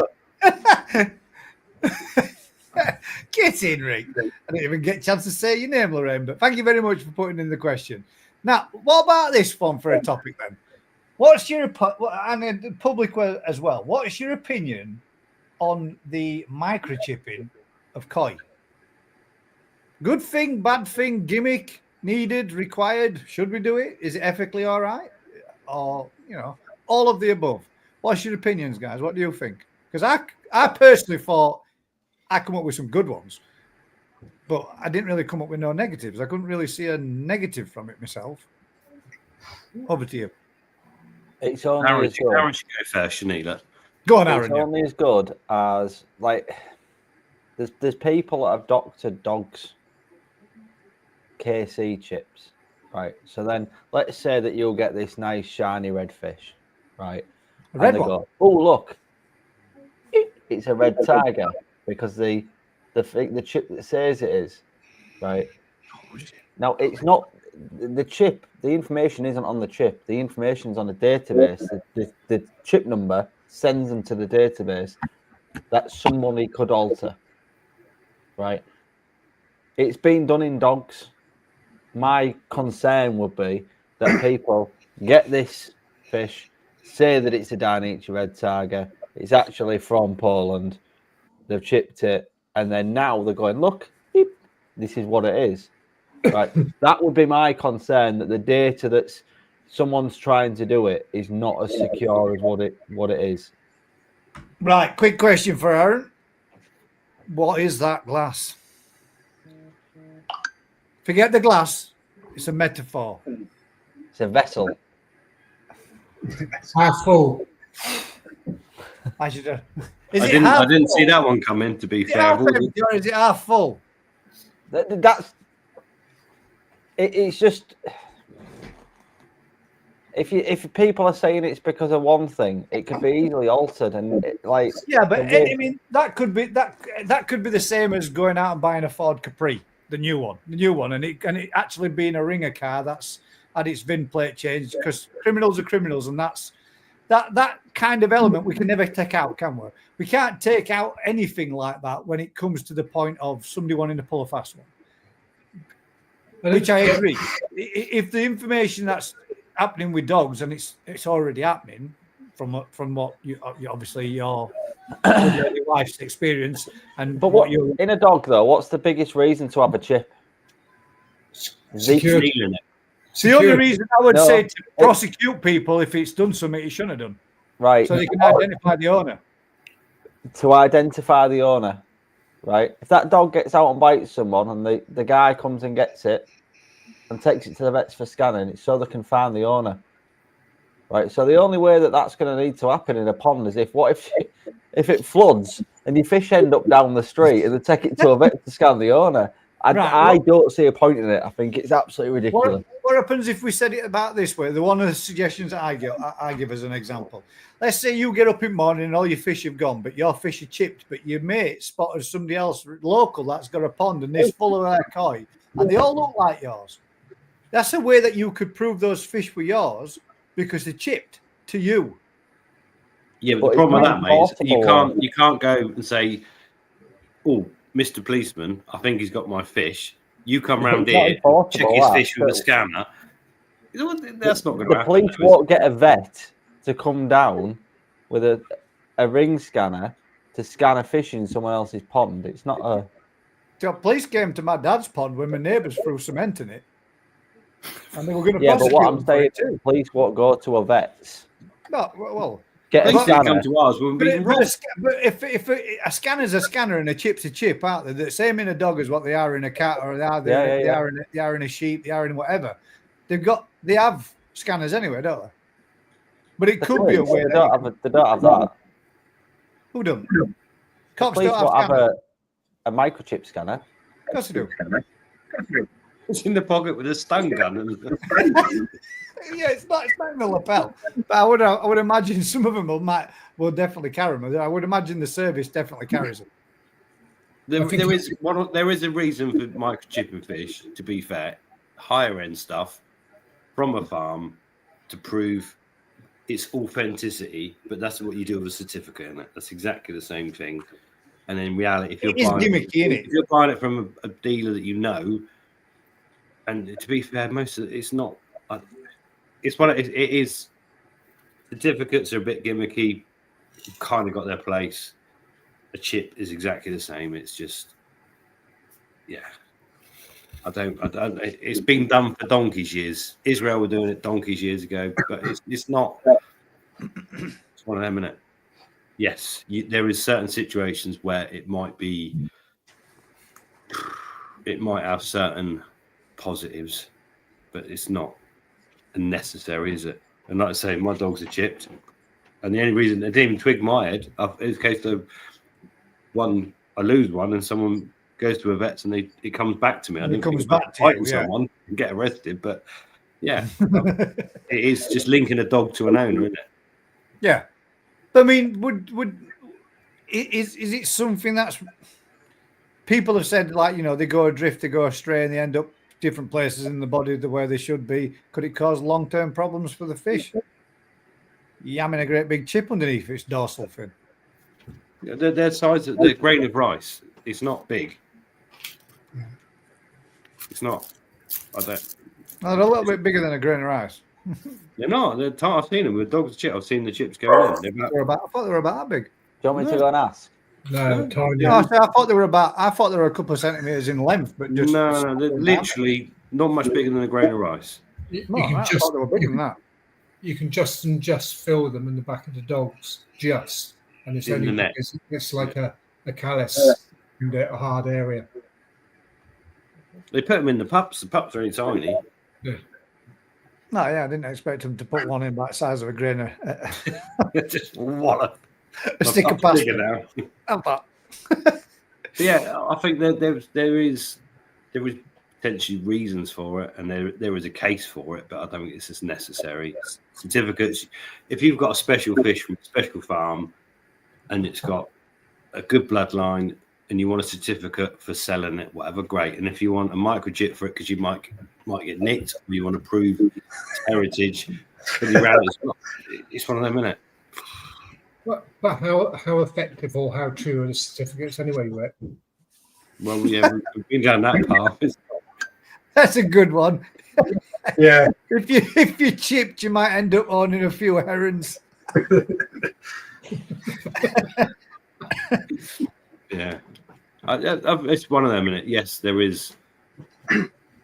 I could see it for your side of Rick being really like for you to identify lineage from a fish for broodstock kind of thing. Being, when you bought a fish, you get one from them from whatever it comes cheap. Even that, I'm not being funny, guys. Even that's complete nonsense, isn't it? Because a lot of breeders will still put multiple males with a female, so it's not a direct lineage. Is it? You've got one female and 2 or 3 males they've used with it, so that's not a direct lineage. You've got, it could be this or it could be that straight away before you start, and then you go into the fact that those fish went into a pond and those fish got, it could be from that, could be from that, could be from that one.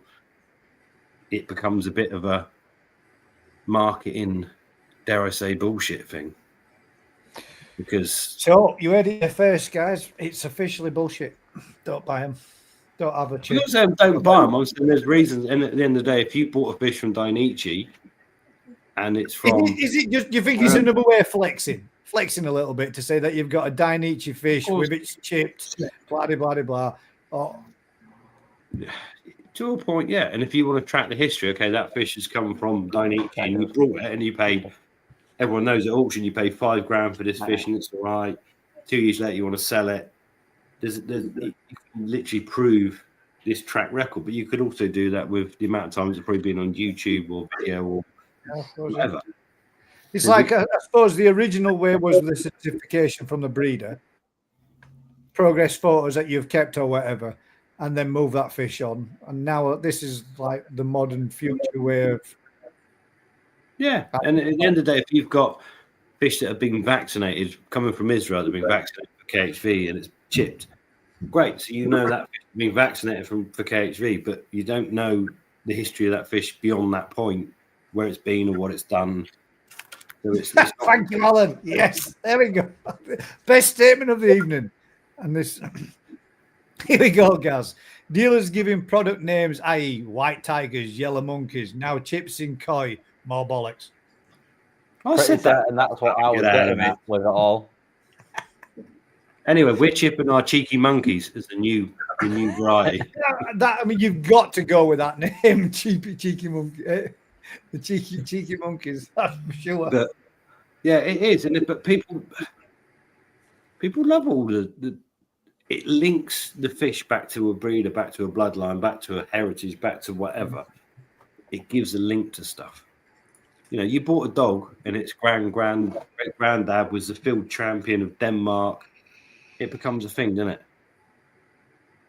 I can get that bit. I can see to the level of some of the prices of what some people pay for those fish.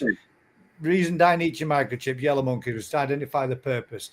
If you have a pond full of high-end koi and they look the same, they are able to identify the correct fish to the right customer. That bit makes perfect sense. Single-coloured fish that all look identical and they're all of a high-valued price tag. I could see that being a feasible way. Quick, let's just net them all, get them all in, quick scan. That's Mr. Smith's, that's Mr. Jones's, that's Mr. So-and-so's, and all they go out for shipping. Makes perfect sense. And that see again. Worth idea. People chip if they've got playing koi then. What? Is it worthwhile people microchipping if they got koi at the high end? Say if you paid £10,000-20,000 koi, you went and stole them, and you turn up to a koi show and you see your fish swimming around. Well, I think it is your fish, and you think, well, could I scan that to be sure? Everyone knows there's photographs of it, so it's that's kind of that fish would be recorded, isn't it? Reality. If it's anything but a single coloured fish, everyone would know that fish. You've got a photograph of fish, everyone would know that fish. It's not. In reality, it ain't going to show up at one of the shows anyway, is it? Well, probably not. You'd be pretty stupid to nick a 20-gram fish, then take it to a show next year, wouldn't you? No, I've seen people do stupid. Oh, they do, man. They do. World's full of like Crafty said, that is one decent reason for microchipping a bunch of fish, but it's one of those, isn't it? You could also just write a number on their head and permanent mark and tattoo them. But being serious, at the end of the day, if you've got a product that all look identical, but they're all worth $4,000 each, I'm struggling in my head a little bit why they're all worth that kind of money, and they're all identical.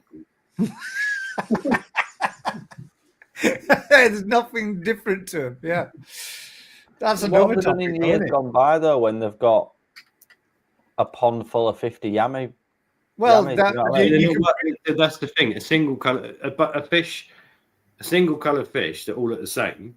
Their value is inherently devalued because they all look the same. They're all at the same. You haven't got a standout fish against. So Dainichi yellow monkeys, okay, they're bits, but their bone structure, their quality, they command a higher price. But that price seems higher perhaps for a bunch of single color fish than it should be. But at the end of the day, that's a good reason. If you've got a fish that you can sell for $3-4 grand each, and you've got 100 of them that look so identical you can't tell the difference, then perhaps you should microchip them.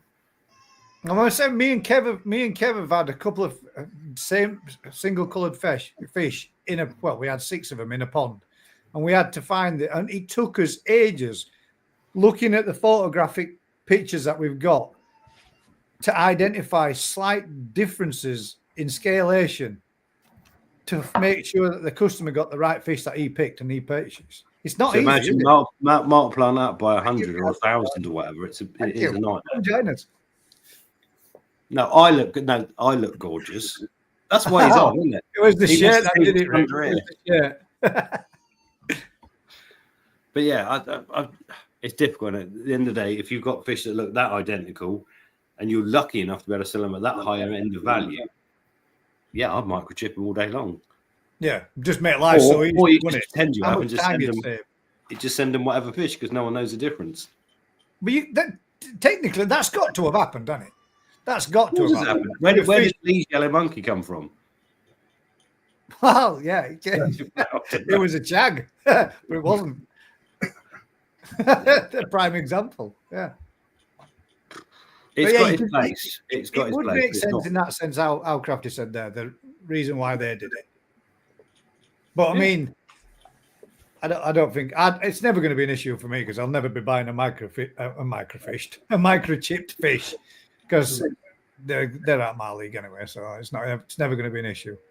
But there might come a point when there becomes a vaccine for sleeping sickness and KHV, all these things, and you can give it. It costs 50 quid. So certain people would say, right, on this farm, we're going to give our fish this vaccine, and then we're going to microchip them to prove that they are this fish. And You know what? It's era, but it's this fish, and it's 100% safe. Then you've got a situation where it could be called for, and the same as the yellow monkey situation, it could be called for, but it's not an everyday thing. It's gimmicky unless it's needed.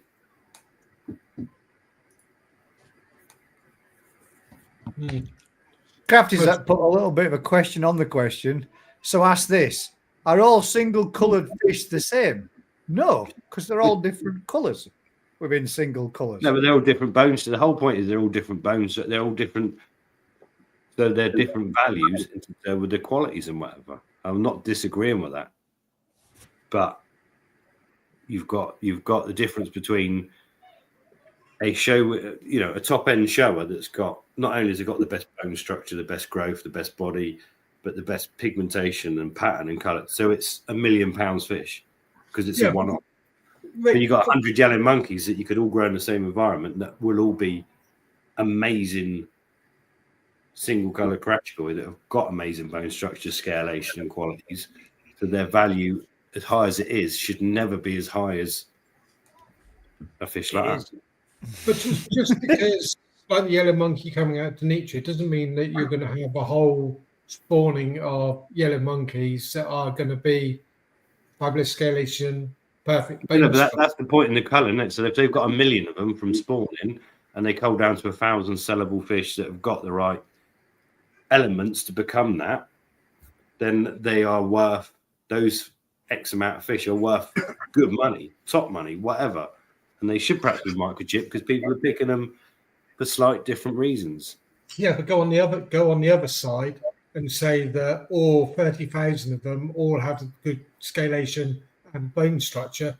they ain't going to release those 30,000 of them anyway, because of exactly what you're saying there. The price is going to plummet for the yellow monkey because there's lots of them in circulation, like the yellow There dragon. never will be that many that have got all the right attributes. So you only ever have a percentage. You've got the bone structure, the growth, the color quality, the ginrin, all the attributes. It will be a limited number, and that's why they can command a good price for them. But I mean, they probably spawn way more than that, but get down to a hell of a lot less than that when it comes through the culling process of them all, won't it?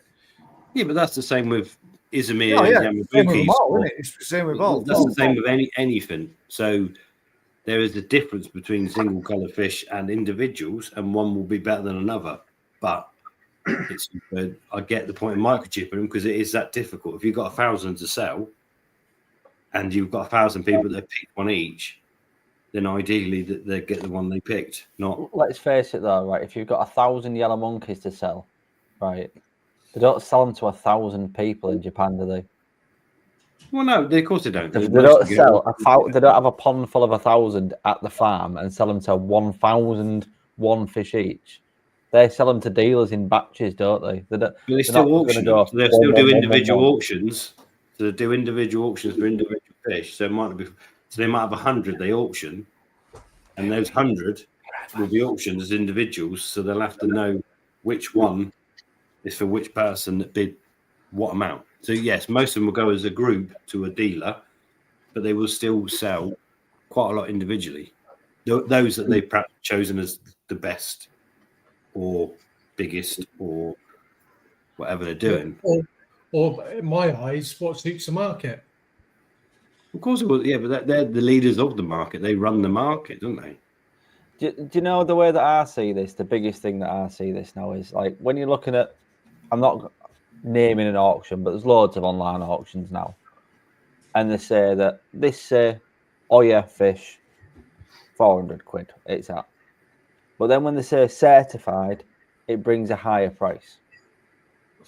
The next thing will be certified and chipped, right? And that will demand the next bracket up. I think this is a marketing thing, right? To demand the next tier. Yeah, but it's to a point. But at the end of the day, if you've got 1,000 Oya Asagi, but you've got 10 that are the best 10, and they're certified because these are the category or whatever. These are the best that they're letting release, and there's some that are microchip. Yes, it's gimmicky. Yes, it's advertising, but it's also for the buyer a bit of protection that this is the best the farm is offering of this variety, whatever. So it goes both ways. But I know what you're saying there. The microchip thing, but microchip, the actual chip costs peanuts. I was going to say, and so the blank sets that Dainichi were selling to dealers. Right? So if we don't think that this is going to add value and they're not just going to start chipping everything, right? Because Dainichi were sending blank sets out. Me and Gaz have both had one through the Benigoi, right? Oh, it's certed. Well, it's a blank set. They'll just start chipping everything just to pump the price up. I was going to say, you're right there, Alan, because if a microchipping of a dog costs £10 to £15, are we going to say that Dainichi are going to be sending out chipped fish, but the price will only actually increase by £10 to £15 because that's the cost of it? No. I think it's been marketed the same way as they've done the yellow monkey and all of this, and I think they're trying to put a next tier of it where they've got uncertified, and then they've got certified and chipped, right? And that'll be the next cap that you see people. But at the end of the day, if it doesn't affect you, and then that tiny percentage of people that want to pay that much more for that, fair play. And the end of it, if it doesn't work, if people don't pay it, it will stop happening, wouldn't it? Done. You know, to have a certified fish actually means it's like judging a book with koi. You judge a book by its cover, but actually with koi, you do. Because in there, if a koi is, if you look at a fish and it's got good bone structure, good quality, all these things, it's a good koi. But if you buy a koi that is shit, but it's got all of this, but it's from here, it's from this bloodline and this, like the other. So basically, you've got to judge you can either buy something on what people talk about or buy something on what you see. And the reality is, there's two types of people in there. People who have knowledge and buy something on what they see as quality, and there'll be other people that buy something on the reputation of dealers saying this is great, but actually it's not. But it is because you've been told it is, and that's just part and parcel of it, isn't it? And that's part and parcel of everything in life. So, Alan's been on the wine, I reckon. He's on fire tonight, isn't he? Here he is. He's been hiding. I've just got in. I've been fucking flooring it up that motorway. You want to get on the yellow monkey? No. You've been doing the speed limit up that motorway. Yeah, well, I can only do 70 because I'm exactly because that's as fast as it Crafty, goes. I chipped your motor, mate. I know how quick you were going. So, right, I'm going to jump on the bandwagon here, right? Chipping, is it required? Absolutely fucking not. Absolutely not. Right, every high value koi of Go Sankey variety has already got its own fingerprint being the pattern. Right, when the reason Dainichi done it, like as it's already read out, is some of the larger, higher value fish that he kept on, that he put his signature behind, was merely microchip for identification purpose and that only. And Rick touched on it. If you've got 1,000 fish in a pond, trying to identify which fish goes to what person, right, is almost the most time-consuming fucking exercise you've ever imagined. So what they do is they pull the fish up, put the ring scanner over it, it beeps up with a serial number. That serial number belongs to Joe Bloggs. They get the certificate of authentication, which was already photographed that fish with the microchip number on it. So the right certificate of identification goes with that fish. And then, but that's only providing that they put the right chip in Joe Bloggs' fish in first place. Absolutely, but you could say that for absolutely anything. But it could now. Just been. Ultimately, what does it do? Right, it cuts down resource time. It offers the level of service that Dainichi give, high end. Right, so it's not just giving you any old fucking fish because it looks. Mate, they've got one out there in my back garden. There's no high end about that at all. No, it's not all high end. They don't just high end with the chips in, because it's what we're saying. Oh yeah. Right, so rather than sitting there looking through all these certificates and looking at scale differences and things like that. On a bigger scale like they do, that would be an absolute nightmare, wouldn't it? It really would. Because Crafty, you'll know yourself, and Matt will, and Rick will. It's as hard as shit, man. If you're just looking for a Sankey in a pond full of Sankeys, it's hard, man. It's hard to find them. I spent ages looking for a fish today that wasn't even in that pond in the end, but it was damned hard trying to find a look, because there was something I kept thinking, yeah, similar is that. That's very similar to it. No, it's not it. But yeah, imagine doing that on a larger scale like they do. You can see it as a practical place. I got 2 yellow monkeys from Dainichi that were microchipped for authenticity, because it comes with an actual Dainichi certificate, right? Not a handwritten one, an actual one that is done with Dainichi. Everything is all typed out, looks the nuts. All right, it's part of the premium package that you pay for. Is there well, I tell you now, if we're going to go down this fucking microchipping route, how long is it going to take to start every fucking fish that you get, start putting a microchip in, updating a database, right? What reason is there behind it? Absolutely fuck all, other than for identifying hard to identify fish. Too crafty. Sorry, mate, it is what it is. And you're right. It don't add value to a fish. It don't do fuck all. All right, let's face it, it's swimming around in your pond. If you've got a ring scanner, check this out. Bim, look, I've got a big fish. What the fuck? What a load of bullshit. It means fuck all, doesn't it? But people could start to use that as a sales gimmick or an additional.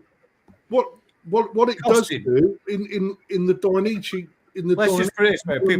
range, right? It was a way of him identifying out the fish that he has picked out for the extra sort of the next level with regards to the pricing. We've got loads of Tozai yellow moons floating around. They don't come microchip from Dainichi because he hasn't kept them, because although they're of good quality, they're not his best quality. The best quality ones he has microchipped as an authenticity purpose. One of the questions that were in there earlier on, just a little bit up a bit, said, how many fish do you reckon that was at the All Japan Koi Show may very well have been chipped fish? Absolutely no idea, because it means fuck all. It don't, does it? You look at the fish, you don't think has that got a microchip in it, do you? Right, you know, and no, I won't give a shit one way or other. One thing for sure, I would want a microchip. To be fair, I 1,000 fish. I now own a certified fish, a certificated fish, but I wouldn't be bothered one way or another if I didn't get a certificate with it. Because to me, again, I just think it's a flex. For me, it's whether or not I like the fish. I'm not bothered if anybody else looks in my pond and goes, "Oh, that's a nice fish." It's nice to think that somebody else enjoys what I enjoy, but it doesn't change the fact that I really don't care whether you like it or not, because you ain't feeding it, you ain't looking after it. End of the day, it needs to appeal to me. There is we got a different point to all this where we're all missing something. It's the fact, if you start as a breeder where you're microchipping fish, and you can pick a fish at Tozai that's nice, microchip it, photograph it, whatever, there can become a digital record of that fish every year. So all these certificates are lovely to the fact that you know potentially the parents, what it looked like when it was 2 years old, 1 year old, when you brought it at 3 years old, the development process, you start getting a record. It can help aid towards a digital catalogue. Well, yeah, at the end of the day, why wouldn't you? If you've got some good fish and you're going to think, well, actually, I'm going to microchip my best 100 Sankey this year and photograph them all, and then every year they're photographed, and those photographs are linked to that chip, and the person that then buys that fish gets all that digital imagery of fish, parents, there's a whole catalogue that could go with it that's actually a benefit of interest. I totally agree with you there, Rick. But right, when you said the best 100 fish, and I just had a quick chat with the wife to see how much microchips actually cost. Right. And when it cost them £2.50. So when you do your best 100 fish this year, what's the think? I might do 120 next year because they got more money because there was chips. Yeah, but I want to know where I want to know where microchip fish becomes a selling point. Because certified fish become a selling point. But what's microchip? You've not worked out, mate. No, because I truly believe poof and kill the fish when it's been brought. And that's still another. Do you not think that the certification will be replaced by a chip? I don't. I think it'll be the next level. Like Crafty said, they come with a chip and a certificate with a chip number on, and I think that will be the next tier above it of what people will do. And I think people, like now, people are handing out Mickey Mouse blank Dainichi sets, right? I think people will get greedy and expand on a number that they're microchipping. Right, let me just tell you, they're not Mickey Mouse. Right, they should not be Mickey Mouse Dainichi certs. All right. Me and Gaz have both got one. No, but they're not Mickey Mouse. So they're still supplied by the breeder, all right, as a certificate that comes with that fish. Right? Those fish are then for you to take to have a picture done, and then they get thingy-bobbed. Yeah, they get laminated off. Right? It's still a certificate of that fish or that breeder, but it's just not his premium end. It's just him saying you can do it if you want, mate. I've got a fucking shit ton of them. There's no requirement for some of the fish to go with them. Some people don't even give a fuck about them, to be perfectly honest. And what are they? They're nothing but a worthless piece of paper unless you take something away from it and you want to keep a record of your fish. Yeah, I mean, for those who enjoy having a fish and having a category of a catalogue of all the certs and everything to go with it, it is an additional little bit of a bump, isn't it? Do you not think, though, Crafty, it is an avenue for abuse? Right? Yeah. And I'm not saying that you as your dealer But again, the way that people big up jumbo tozai and then certified in auctions, and they put free fire signs after it. Do you know what I mean? And stuff like please that. don't jump on fucking Joe Mitchell's fucking way of saying this is shit and that shit. Marketing plays a massive right there. With koi, with cars, with fucking clothes, with hairstyles, with hair products, with anything comes a marketing campaign. All right. With koi, we've got a very significant select few pieces, right? We will do what we need to get attention towards a fish. Having free fire signs is nothing more than us saying, look at what we've got. All right. It doesn't make you buy anything. We're trying to make our product stand out. I thought they eat your ponds. Say that again. Sorry, I'm on. I said I thought they eat your ponds. When you get those hot fish, you just wang them in your pond, and you're like me up north, like you get warmer water. It's like anything. When you put a remark down with loads of laughy faces at the end, you're just expressing right what you've got in front of you. You are trying to express in that comment. It's just again, it's a marketing pitch. Little fire pieces saying hot piece here. This is fucking amazing. It's up to you if you choose to buy it or not. It doesn't big anything up. We're just trying to sell a product, and there's too much emphasis on people that are customers saying that we're trying to buck a fucking trend. And I promise you, and Gaz will start to learn this. Rick will know it. Matt knows it. Selling fish is a very, very difficult game, right? Because if you don't get it right, or you can't move your stock, your next year is doomed. Right, so we've got to do what we can in order to make one, it attractive, and number two, try and stand out from the competition. Now, going back to your certificate, like it can be abused, all right, but that is down to the person selling the fish, all right. If they're going to abuse it, then they're not fucking worth the certificate that they're dishing out, in my opinion, because there's nothing worse than pulling wool over someone's eyes by saying this is something that it really isn't. Right? I wasn't accusing you, by the way, but I'm just saying it's open to it that way. But I totally agree with you. There is that open-mindedness of an element of trust in the dealership that you choose. All right, but only you can work out who are pulling your pants down and who are actually there as a real dealership that value their own standards, you know. And there are a few out there that are fucking no fault. How many of these auctions have we seen that they're selling fish and they're saying very high quality or high grade fish and they're wank? Yeah, exactly. But is that because they don't know what a high quality or a good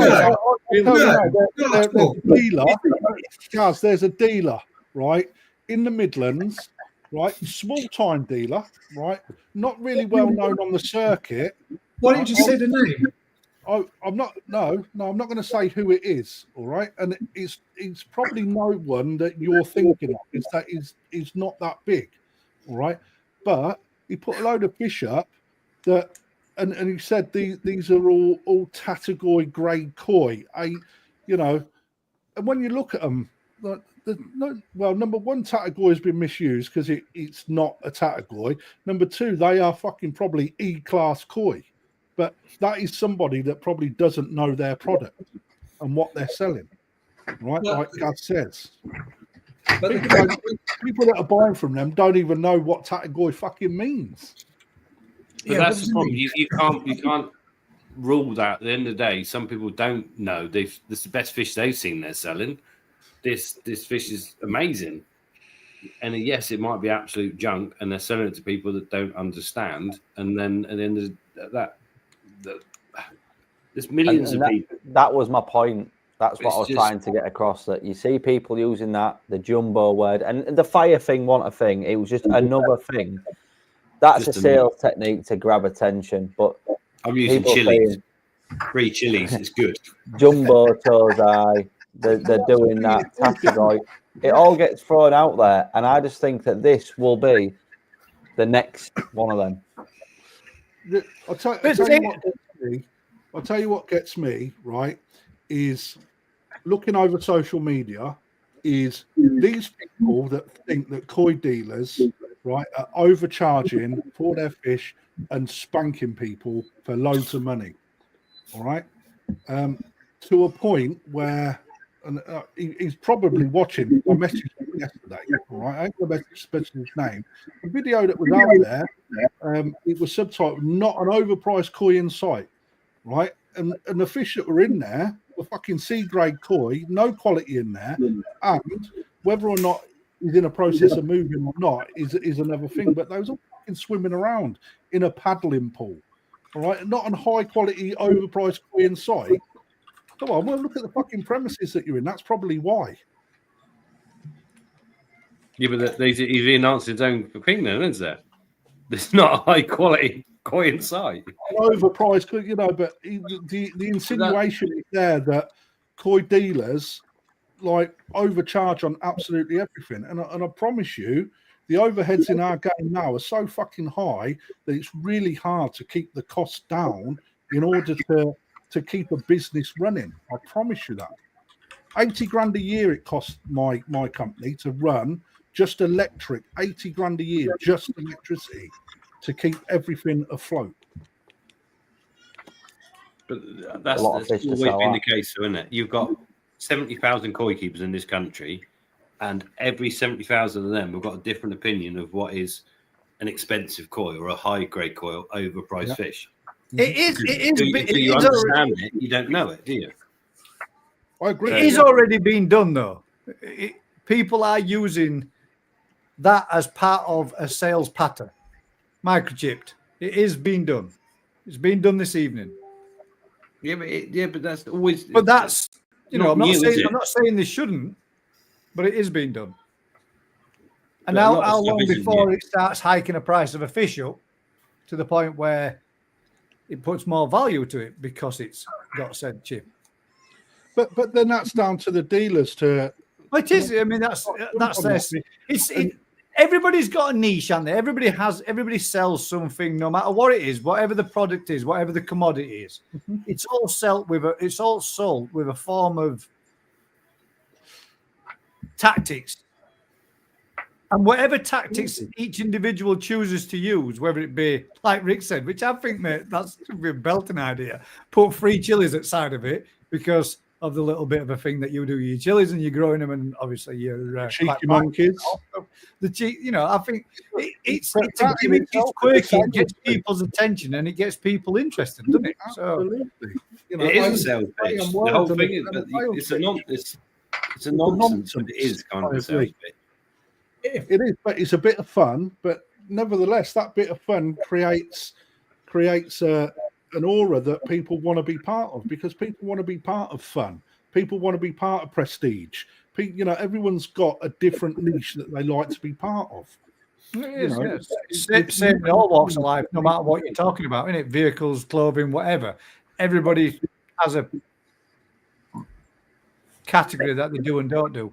Absolutely. I'm going to be phoning my bet. I'm going to throw something else in on microchips that probably hasn't even been thought about, right? And it's DNA teeth, man. It's DNA testing with breeding. Now, I don't. It's going to cost a few quid, then, isn't it? It happens already. So top end breeders in Japan are already DNA sampling certain fish to understand the full genetics of what that fish can do. Right, down to a scale of they can understand how deep Benny will be, how well Sumi progresses, what the bone structure's like, whether they're likely to be ill, whether they're likely not to be, what sort of growth that they can attain from it. And if you're DNA sampling certain parent sets against, we're bringing back dinosaurs next month, right? And we can start linking that together. That digital footprint that is starting to create more in a way for the breeders in Japan to create a real super set of fish. Yeah, why not?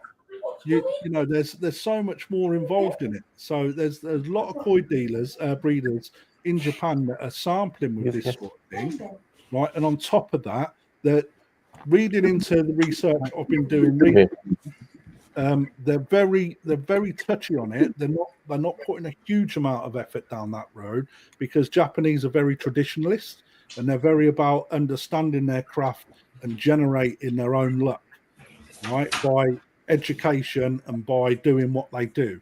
However, it's out there and it's going to become a thing, right? How it's still in early days, but how well that progresses if they're able to choose two strong parent sets that potentially are going to produce these fish that look fantastic. You know, is that a good thing? After what you just said would be going to scare the shit out, or could scare the shit out of some people, because if DNA costs, I just looked at it, DNA testing of an animal costs 50 quid. So if Danichi...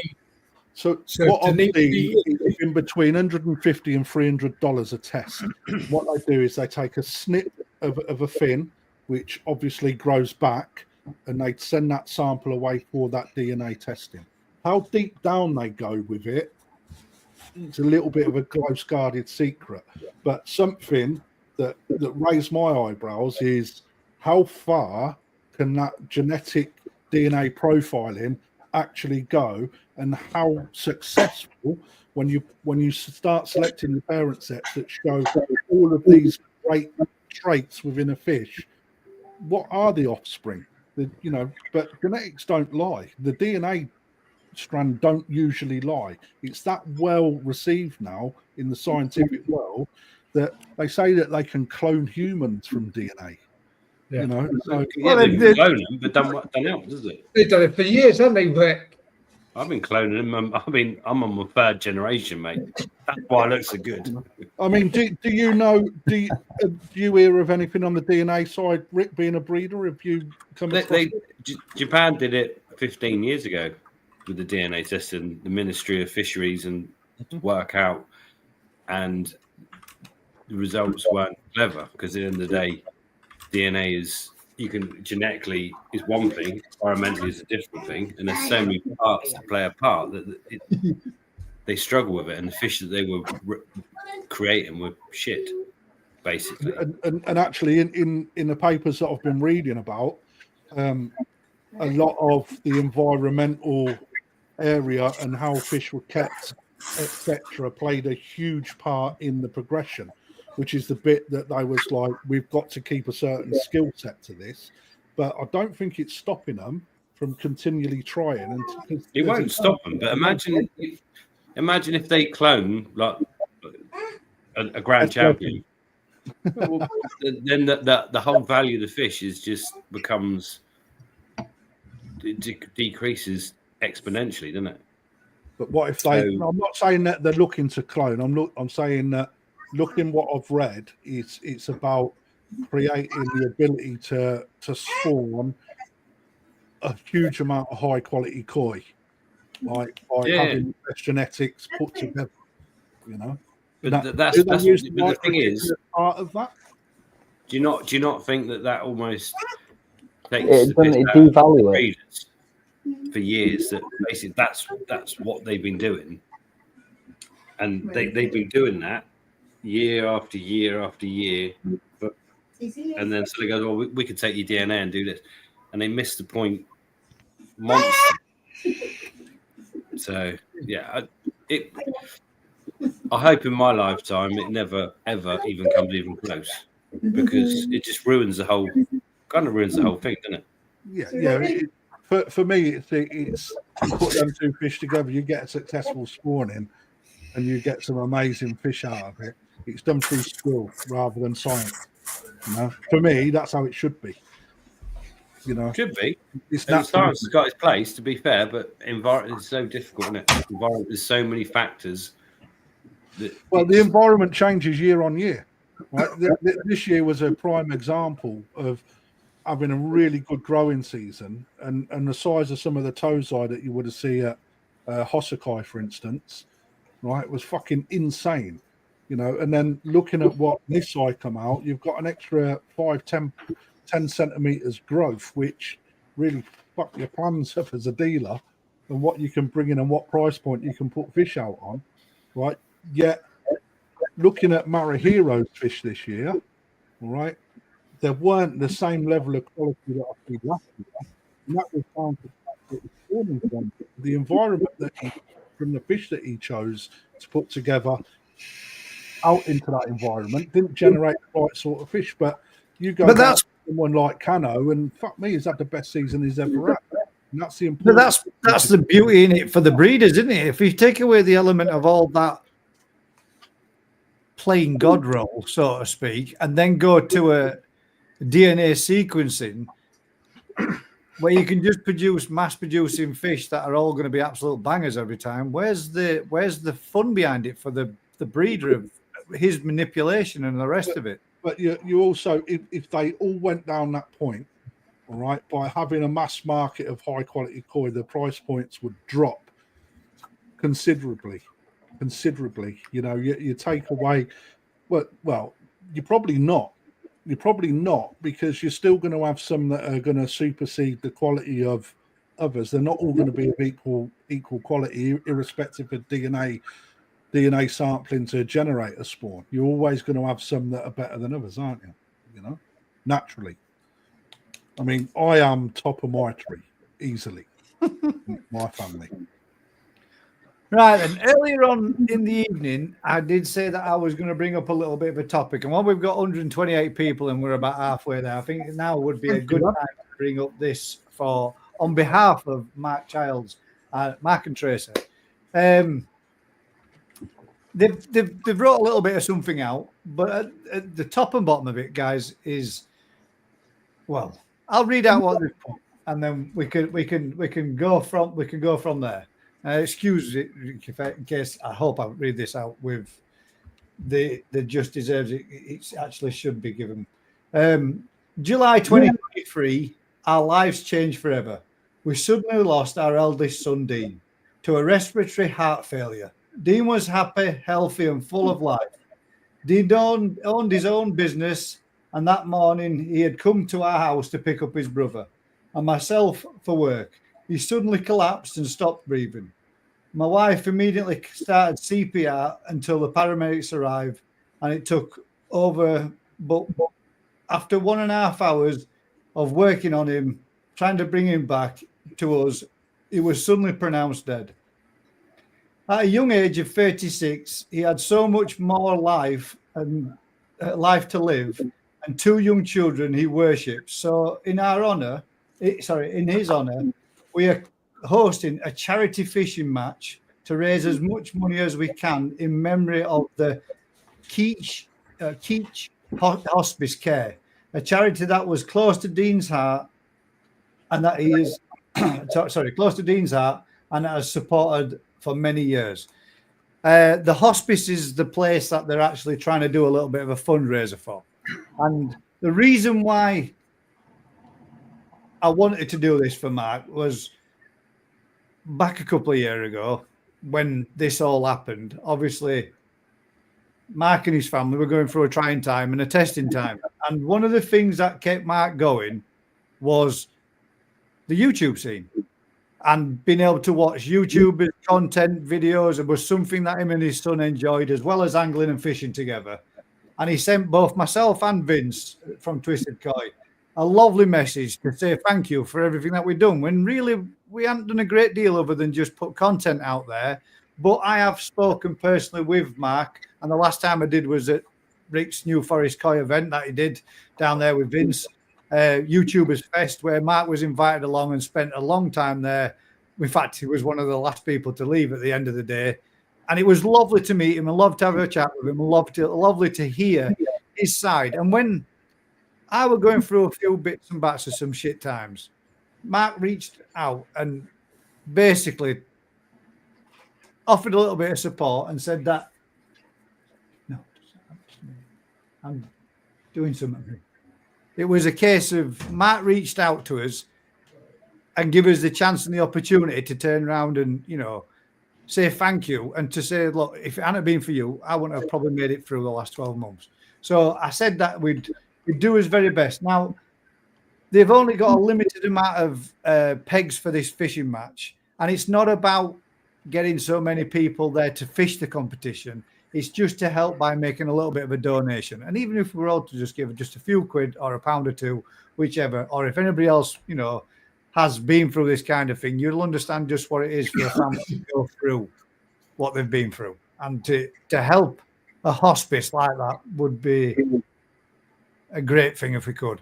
So I'm going to bring up the little bit of a picture and then obviously the charity thing so that we can do what we can do. If anybody wants to give a little bit, and even if not, if anybody just wants to, you know, have a word with Mark, he's in the chat, he's watching, both Mark and his partner, you know, just so we can give him a little bit of support and say, you know, thanks very much for watching us and tuning in, mate. I'm glad we could be of some help, even as little as it was. We'll bring this little bit up. There is going to be a little bar scanner for everybody to take a quick picture of if you would like to make it. They're trying to reach a target of 1,500. So hopefully, fingers crossed, we can help them along that little journey as well. So there you go. That's their son. This is the Keach. I hope I'm pronouncing that right. Keach Hospice. And what they're going to do is try raise this fishing match event on behalf of him. We need the QR code bigger, man. You need the QR code bigger. Let's see if we can do that. Wait, do you know how to do this? No. What was that? Oh yeah. Is that just the QR code that Aaron that you just sent there? There you go. That's the link from the QR code. What I know how to That's do the with link a on mobile the QR phone. code. Thank you very much, Aaron. So if anybody else would like to, whereabouts is the lake? G. Neal's Fisheries. No idea where the lake is, mate, at all. G. Neal Fisheries.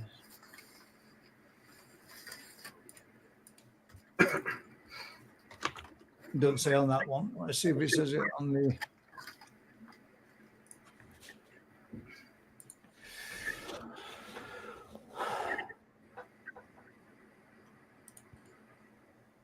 Oh, that's the actual official letter from them. So hopefully, fingers crossed, it will be. It's just south of Northampton. How many pegs are available at the moment? I think he said there were 20 odd, 20 plus. But it's a case of there might not be enough pegs for everybody to go and to fish. But if all those people that would have been interested in going there, and well, you know, if you are a keen angler and you are into that kind of thing, and you want to, you know, end of day, what's a couple of quid? It's a pint of maggots, isn't it? So if anybody wants, Winslow, Buckinghamshire is where the actual. Thank you very much, Mark. Just there. It's the price of a little bit of bait in it. If somebody would like to, feel free to try help and raise it to the target of 1,500. And it's all been done through Just Giving. Have you done the QR code? Because mine's not working. So I'll share it with any of the on. panel. I'll share it with you privately later on. If anybody else that does want to actually bring it up, you will be able to just scan that little thing there. It doesn't matter about the size of it. You can just scan it with your camera. Your camera will zoom in on it. I'll bring that up there. Obviously, yours is probably going to look smaller, Rick, because it's on a smaller device at the moment. 12 max. Hopefully next year we can get a bigger lake. There we go. So there's 12 pegs available at present. I don't know if all those pegs are full, but if not, and you're interested and you would like to take part in it, please reach out. Anybody that needs any info, send me a private message and I'll get you in touch with Mark as well.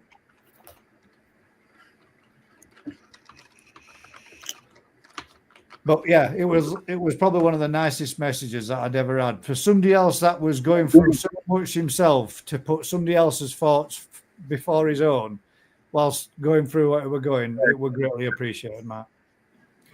Hopefully, fingers crossed, bud, you get a full match, full pegs all sold out. We'll get Dave Rocket Boy on it. I want to say Rocket Boy might be interested. We'll have to tie one of his hands. He keeps winning matches. We'll have to tie one hand behind his back. Just imagine him, Dave.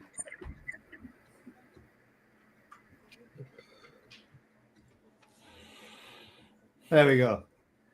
Just a little bit of something to give a little bit of something back.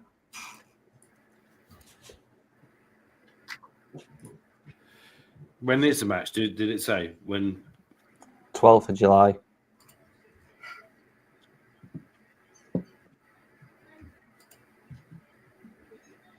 Yeah. The week after the national, wouldn't it? We'll get Dave onto it. That our sponsor Dave to do it. Rocket Boy is my man, and he'd have to fish the wrong hand.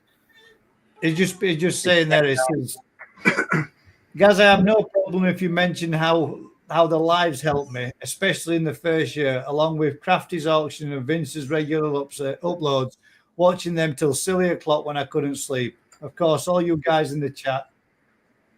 Well, hang about. Of course, all you guys in the chat are making the Thursday nights a great night. So thank you all. Obviously, that's the community he's talking to. That's everybody that, you know, made him feel welcome and helped him through what was a difficult time for him and his family. So, Mark and Tracy, I hope that helps. A fingers crossed you get somewhere close to your target. If not, straight through it and smash it into next week.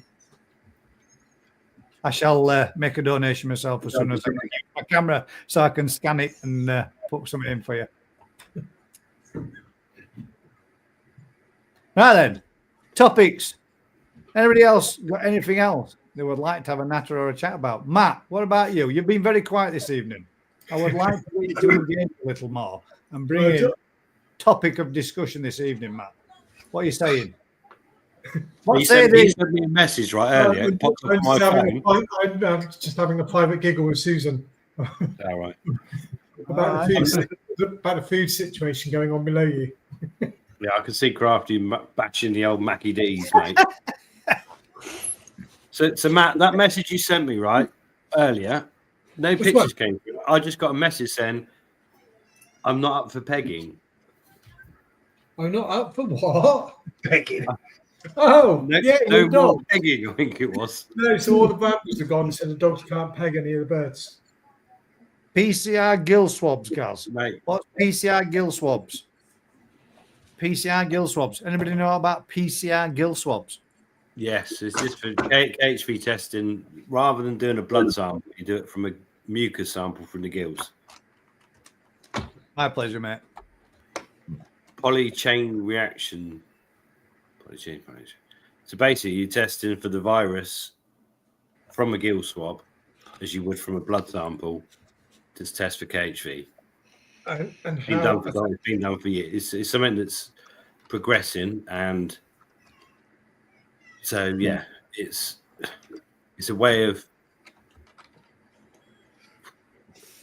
quarantining. Imagine you quarantine your fish. It's a way of sampling your fish and testing your fish, rather than killing the fish or putting them through heat ramping and whatever. At the end of the day, it's another chink in an armor that can be used. How reliable do you think they are? You're asking me. 99%. Oh, thank you. Oh, so there you go, Susan. 99%. The point of it is, at the end of the day, if you're a dealer or a wholesaler, you're shipping in fish, so you've got to quarantine them. So you've got multiple options in quarantine. You can isolate them, period, for 4 to 6 weeks. You can heat ramp them, which is a good way. You can introduce nave fish to see what might succumb. You can send fish off for testing, for blood sampling, or you can now do gill swabs for PCR for certain viral problems. How reliable anything is, I don't know, and what the indicators are afterwards. It's all positive. It's all good stuff. So a wholesaler that does heat ramping, a wholesaler that does mixing other fish, and a wholesaler that sends off samples for testing is all good stuff. It's all bonuses, isn't it? It's better than someone turning up at the airport, picking up their fish and selling them the day later. Yeah. It's all again. Crafty, you greedy bastard. Do you know the 2 slices of pizza I had No, don't seem a lot, do they? Right, listen, motherfuckers. Let me just clear this up. All right. I didn't get pumpkin spin from eating salad. All right. Simple as True. that. Very true. Well, Claude, Crafty, a quick before you question. came on, me and Matt was getting ragged for it. I know. I was listening. It was great to hear I someone else. wasn't ragging you at all. You going? Happy birthday, mate. Truth is, you're all gel that you haven't got a slab of cake like that fucker to munch on. Look at I've got a that. bigger slab of cake to have than that, mate. When I go in there and get my other half of my birthday cake, which will be a full half, not Happy just a birthday. slab. Guys, I forgot to message you. Happy birthday. Yesterday, mate. You too late. Yeah, bud. I know it was yesterday. I forgot to message you. I How was can you reading the Too late message now. It's too late now. and stuff. It actually looks like you took it into my cake that you thought about getting me right there, right now. Any Okay. advice on underwater video camera to leave in the pond and Wi-Fi to tablet stroke TV? I'll give you a bit of advice, Claude. Don't bother. Just look at them through surface at water. I'll give you advice. Wi-Fi don't work underwater. You have to be wired to a You want unit to send poppers? it. You want No. poppers? You seen one of them before, Rick, in Thailand? No. Was that a What's brain that, fizzer? No, is it, it's like poppers? it's a pot of herbs that you sniff, and it opens all your nose up. It Oh, opens on tiger the balm phone. type stuff. Mate, It's like that, yeah, but it's like root. Yeah. Similar to poppers, yeah? No, Yeah. not similar to It's poppers. very It's exactly the same. It's just in a green pot. changed since my day.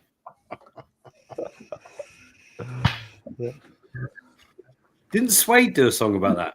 Animal nitrate. Is that not that one? Is that a different one? What do you Anyway, reckon then? Any Claude, advice on question. underwater video camera? First of all, Claude, why would you want an underwater camera? See your That would fish. be my question. To look at your fish. Well, if you want to look at your fish, look through surface at water. Ah, right. If you go to the Where koi, they're supposed to be viewed from. The top, down. if you go to the koi collection in Coventry, all right, they have got cameras that are installed in their main pond through the side, like different cameras in different parts of the pond, and they show their fish in another room on a TV camera. If people want to sit and look at their TV, like their fish, like on a security camera or whatever, it's another way of doing it. The only downside is that they get covered in fucking algae. It's just something else to clean. And there are Unfortunately, it'd be cheaper than a underwater window. cameras for that advice. They are, but they aren't Wi-Fi. I'm going to say There is. depending on- Wi-Fi is on the outside. The camera doesn't sit under No, that's the what I'm water. saying though. It's in the The, side. the he's saying he Wi-Fi thought it doesn't might work be underwater. The unit is outside of the pond. Yes. Yeah. Yeah.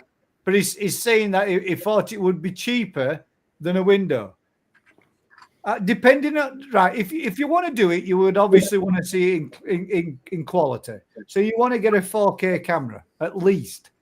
And if you want to display a 4K resolution, you need a monitor or a TV that's capable of doing same. Running Again, all the TV into the side of your pond. They blow up. Put a window in. Enjoy it. I reckon you'll probably find that by the time you've done it, it would be to do it justice and do it right.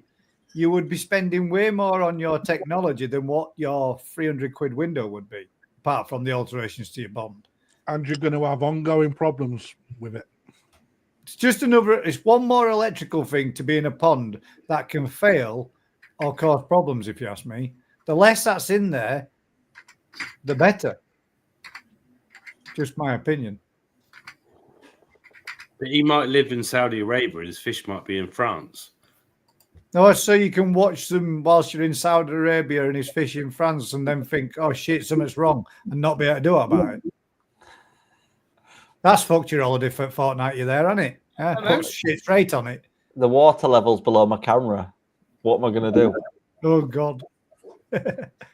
Okay, scrub that idea. I know there's been people that's done it in past, like Life Around the Koi Pond. He did it. He did it with a budget camera and he used an old style TV monitor and he just hooked it straight in, plugged it straight in and had it cable fed. I mean, You tried it with your mobile, didn't you, Gaz? Yeah, you just wang your mobile in there, mate. It's like I did. Get in there, swim with them. I can tell you, it's great fun. But yeah, for me, Claude, I wouldn't. It's one more thing for him to flash off, isn't it? Unless they're integrated in your pond wall like a return. But the expense of doing that and the fact that that technology will probably be superseded in like 12 a months. year's time. Yeah, when they change the Wi-Fi bands, my God, it's just like the people that make that stuff. I've got a camera that's on the outside of my pond, and I've had to change that before because they don't do updates for the previous model.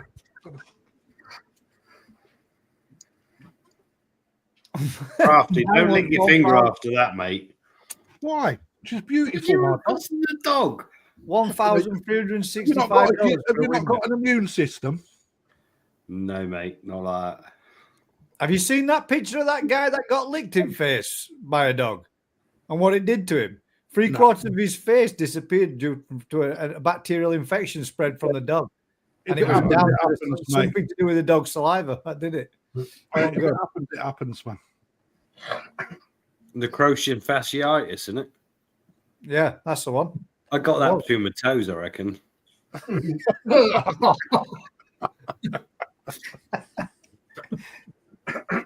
Oh my God. He wants to top and tail with me. And you wonder why I wouldn't share a bed with you in Japan. Shut up. You were in my bed every night.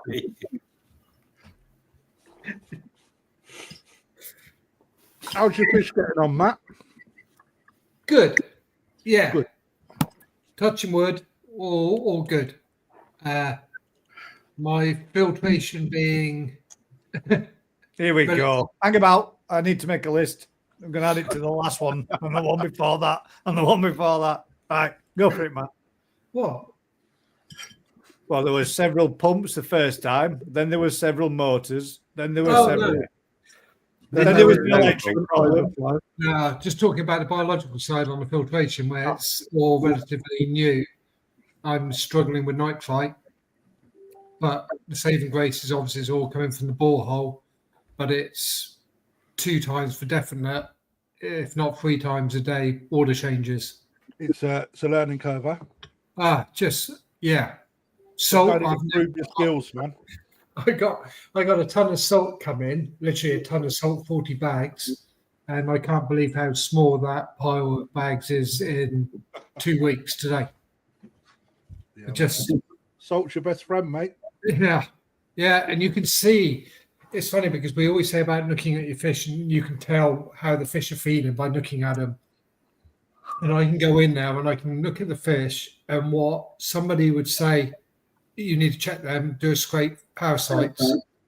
I just get the meter out, dump it in the water, and bugger me, it's the salt because I've been doing so many water changes. The salt's dropped off. Top it back up with salt. It starts to work, do its magic, and within a couple of hours, they're back. I've got some videos of it. They're just literally, I go in there, and you'll know what it's like, guys. I feel like I'm walking by the tanks like this, trying to get past without them seeing me because the bloody things are literally trying to climb out. Yeah, just trying to climb over the top of each other. Yeah, it's just like 6 or 7 coins deep, yeah. Yeah, it's mad, isn't it? Yeah. I love that first thing in the morning. Go in, open everything up, pull up covers back and stuff, and watch them just go. They all just climb up sides of ponds, man. It's stupid, aren't they? This is definitely, for me, in this case, been a big learning curve. But one thing that I can say when I look at the fish, every single fish has got the quality about it because you're hand picking every fish, where previously I'd be getting 20% of really good fish, 60% standard. What am I left with? 20% of shite. So I got it right. If you look back, look back over your pictures from previous, Matt, right, you'll see a completely different fish now to what you was doing. You'll see that, and you'll go, "Oh my fucking god, what a difference!" Well, I had a customer here, when was it, yesterday morning, and we were looking at him, and I was going, that fish there, I love that. That's one I'm going to grow on. And said it again. And he went, Jesus, mate, you're going to be keeping them all at this rate. And I'm like, yeah, I know. You know, it's going to take, I don't know how I'm going to sort them out. But you're going to get another level of enjoyment out of it, Matt, aren't you? That you wasn't expecting to be able to do that. It gives you, and then obviously those are going to go up in price, which is going to give you some more sales fish at different price ranges later on in season, isn't it? You'll also learn, Matt. One thing is the koi that you've got now, right? Whenever you price them up, you got 15 cm koi. Right, the ones that don't sell and you keep longer through the season, when they start getting a bit more size and a bit more body naturally, and then you start seeing the little diamonds starting to pop that weren't attractive in that pond, because people buy too finished fish too quick. They don't have that forward vision. But then you'll get, how much is that? It's only 15 cm. But actually, at the end of the season, that fish is going to be 25 cm, 30 cm. Right? Yeah. Well, you know, it's comparative. When you look, actually, these are fucking cheap. Well, no prices have changed. They've just developed naturally. But then on the flip side, you get them that don't, because you can't predict everything, and some of the fish may start falling to pieces and going to shit, which is really a pain in the arse. You know, you can't, not everything will go the right way.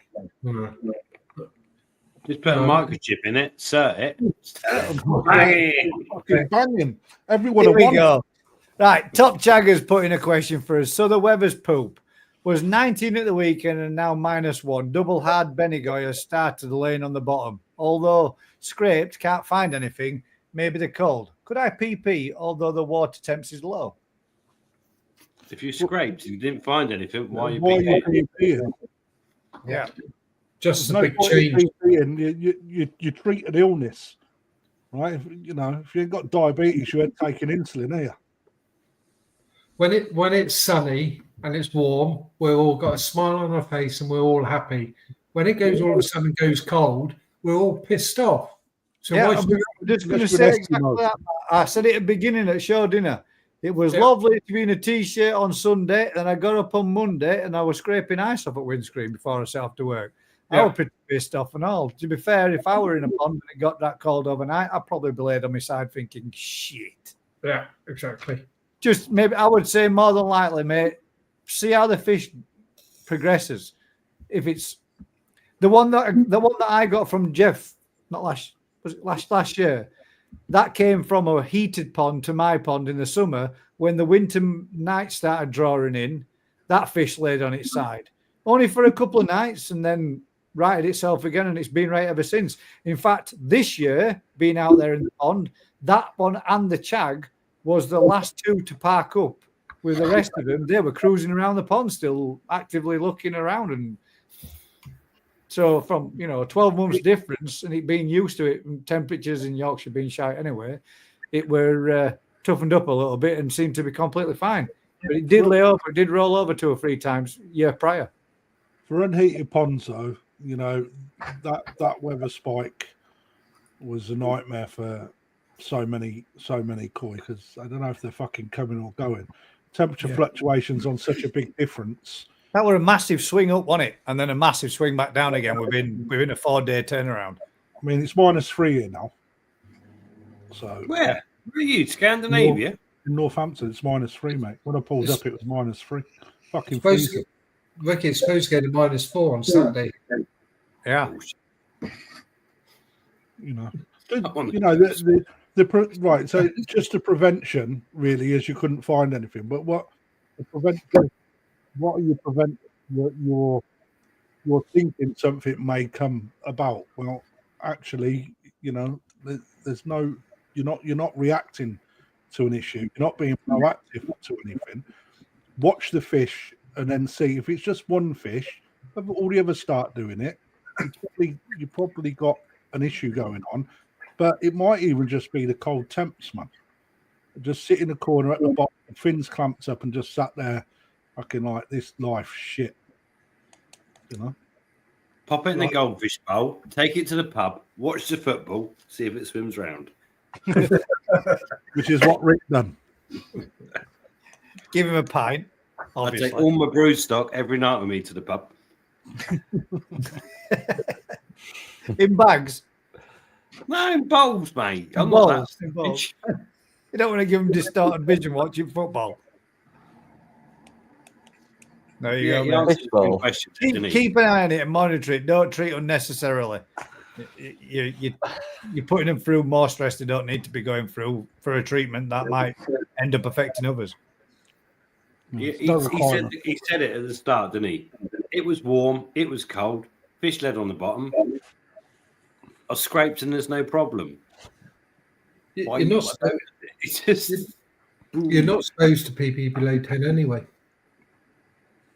But he's answered his own question. He scraped, there's no problem, and it was warm and it was fine. Then it's cold and it's not.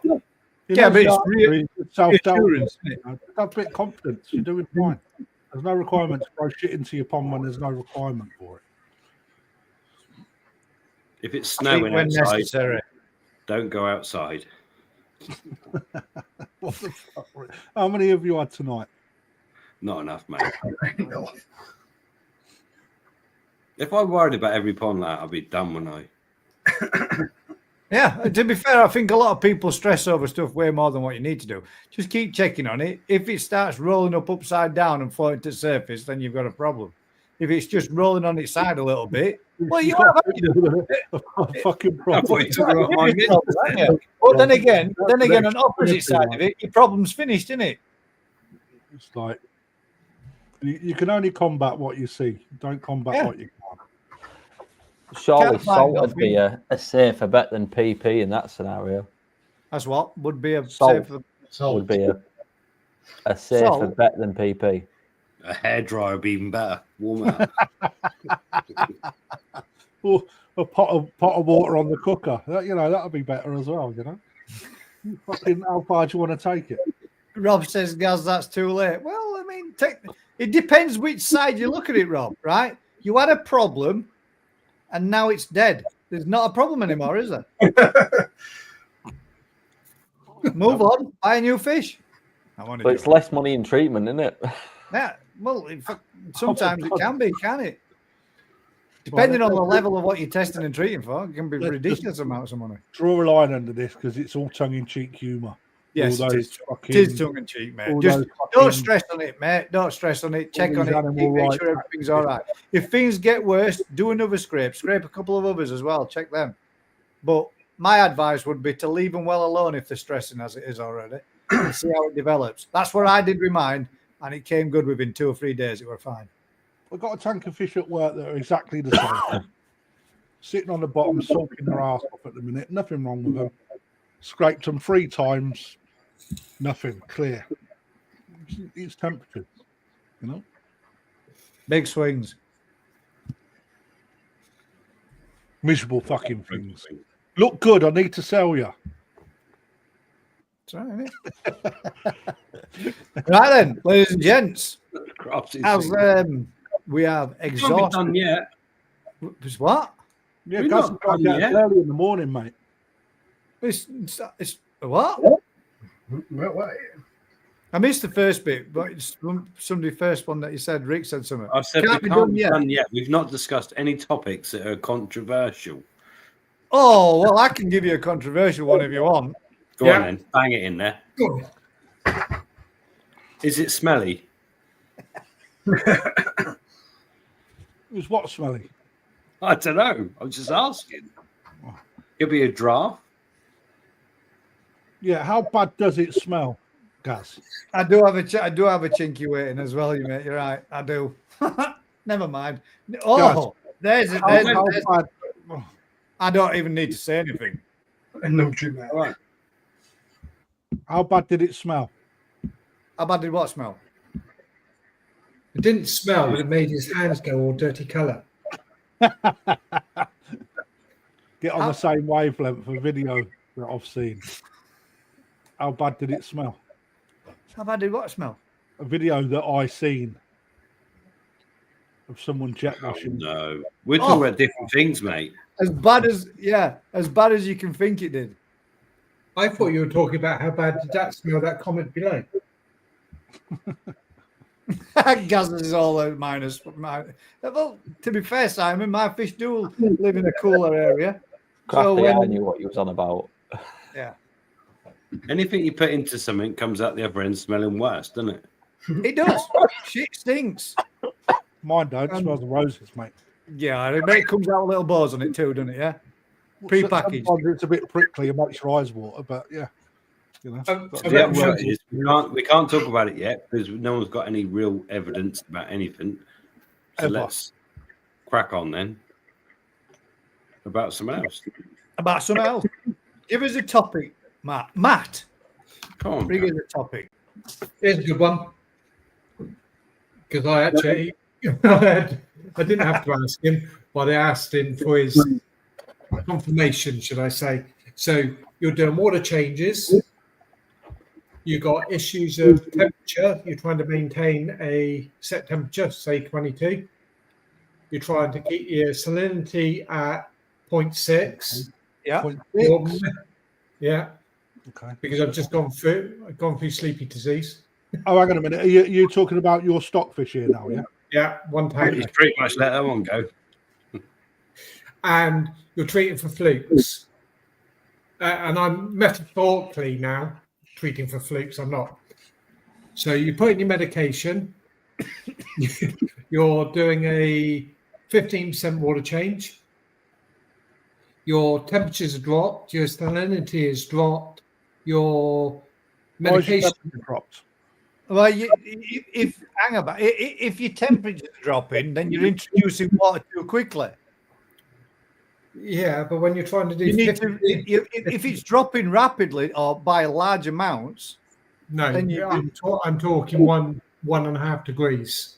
Well, what's 1.5 degrees? It's nothing, is it? No.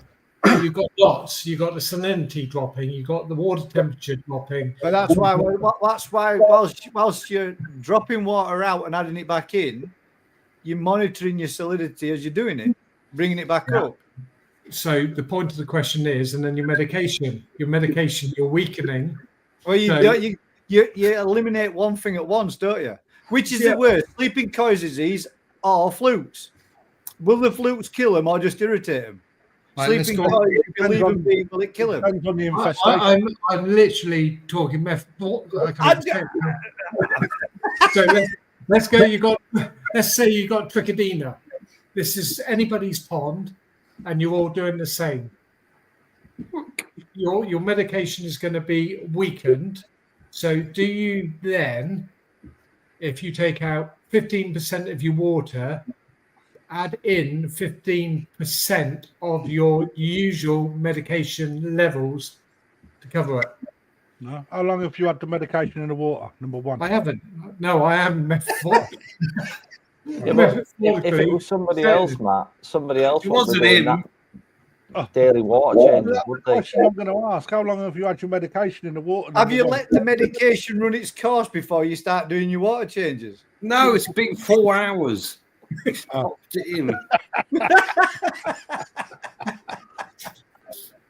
I'm trying to think of the scenario then. So, just give me all the issues. I want a full rundown of when you administered the medication, right, etc. You know which come first. Hang about which we're treating for now. Are we still doing flukes or trichodina? I'm not doing any. But if you've got sleeping coy disease and you're at 0.6 and you've got fluke and your ammonia, your nitrites through the window, through the roof, and you're treating for fluke, right? You're fucked.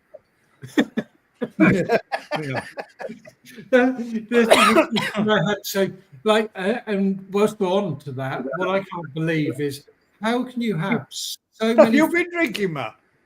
Sorry. Have you been drinking? Did I buy that one? Yeah, just a little. No, I didn't buy that one. But what was I saying? Oh yeah.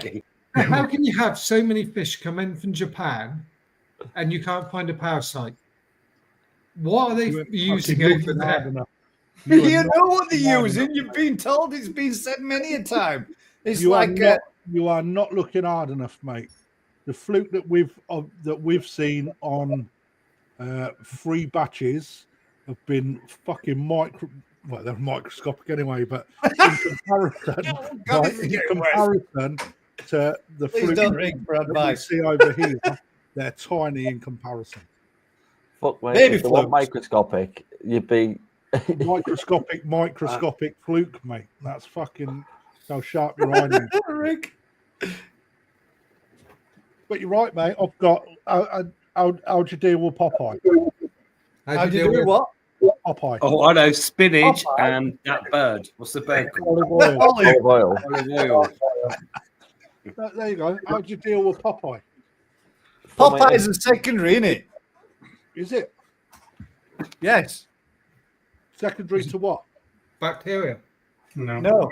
In fact, Or banging their eye. I've had it. I thought Popeye was a secondary to organ failure. Body filling with fluids, making their eyeballs seem as if they've become extended. Oh. No, you say that. So last year I sold a fish, the only one for you, Crafty. Popeye normally follows after Dropsy, doesn't he? Yes. And when the customer turned up to pick it up, I went, shit, you can't take that fish on. And he said, why? And I said, well, look at its eye.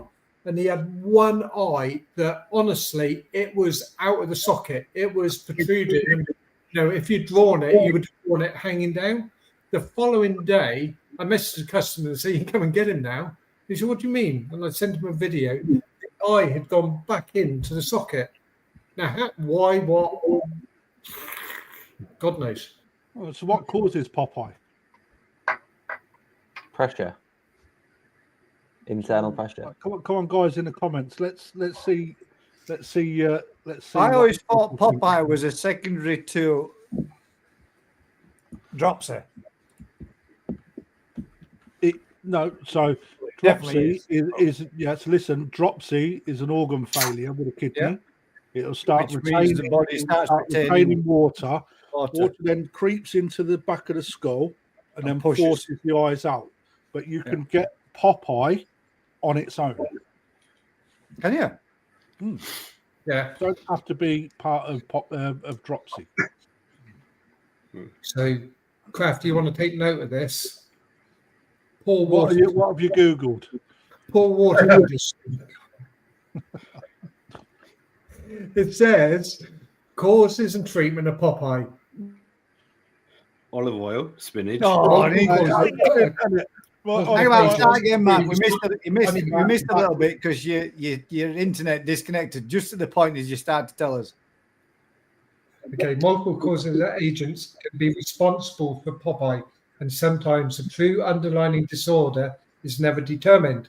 Most commonly, fish Popeye is caused by an injury, which is what I thought that was, but it banged its eye. It probably was. And it banged it back in, didn't it? An infection, or for Crafty, poor water conditions. Okay, so that's good. No, that's good. All right. So when all of the stock get hit, right, every single fish gets Popeye. How do you treat it? No, we got to improve the water quality then. Number one, it's always water. Increase more salt. Osmoregulatory system will decrease the volume of liquid in the body where the eyes will suck back in, not too far. 0.8 is maximum. Do not go above that. Or beyond that, on your own. Right. It is 3-4 days in a row. That's well copied, is that? 4 days in a row, all sat there, eyes bulging. Following morning 5, all gone. all swimming. Not if you didn't see it, you wouldn't know that them fish were even going through that issue. Did you hang about? Did you go into work without your glasses on and then go back day after with your glasses on? Absolutely not. Right, absolutely. Staring too hard. Documented and exactly. Straining too hard. Sorry. Water change. All right, just for the sake. I know everything was good. All right, very keeping you awake, Lee. Very methodical. All filters cleaned out. All ponds cleaned out. All disinfected back. All fresh water, which was the same as every other bay that we put together, ready for the new stock. Just that one batch of fish went down with it. Expensive fucking batch and all, which was really quite bum twitching. But they're fine now. Absolutely fine now. It's just it's different. Isn't it? You might find that batch had come out of salt at 0.8 and you've gone into your fresh water. Absolutely. They've been introduced at 0.3, but we raised it to 0.6. 3 days later, I put half a dose of what in gas? Half a dose of what? What half a dose do we use? Alprex. Oh, it's a special. That's really good, that stuff, isn't it, man? I never. Can we say it? Can we? Oh, fucking course we can. Yeah, of course you can. If you ever got any fish that are looking a little bit meh, and you're a bit what? No, if you have ever got right, so what we do, not give advice on what they should do. Well, like a raised scales. A fish that's took a little bit of a knock, a little bit of a raised scale area. If you treat with an half dose of Alprex, it's so like what's an Alprex, Gaz? I don't know, mate. That's honestly, I don't know what it's. Malachite, Aquaflavor. It's just a mixed treatment, isn't it? And it works like a bit of a tonic, doesn't it? It's just a mix of chemicals that are no different to any other. So when you've got something like that, there's a good chance that you're going to get something secondary. So all that's doing is just keeping that back. Right, it's just reducing that risk. But it's just a trade. It's a trade name of the same again, isn't it? Yeah, Alprex is basically just the same stuff with a brand name behind it. Yeah, that's where I was going. I was just being a bit of a dick. It's hard to get out your water, though, isn't it? It really, when you put a full it really hammers the dye that's in the water, strips it. Hammers the what? Pond detox. Pond detox, does it? Really helps take away that staining in the water really quickly. But that's his job. It's is that because it's a flocculent? Totally right. Part of what it does is that, yeah. Do you have a good flocculent? Alum. Can you spell it? Alum is a great flocculent. Can you spell flocculent?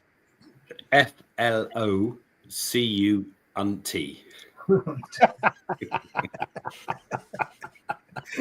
Something like that. But yeah, at the end of the day, it's to take something out of the water is one thing, but what to do with it? Goes through the filter. That's what you do with it. What does any clay do to a water?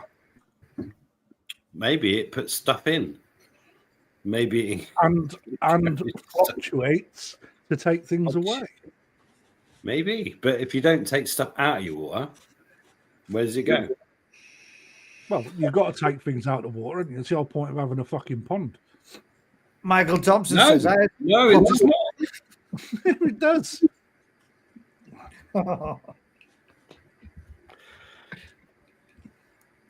You don't take stuff. You don't have to take stuff out of your water. Right? Don't take solids out of the water. Our water mostly. No. Most ponds, you'd like the ecosystem that we create. We've not right. So we're not working on your quantities of water, Rick, are we? Right? You got to filter it out, mate. You know, we're not creating that ecosystem that you create. It's a completely different ball game. Yeah, removal is better than cure. Removal's better than not removal.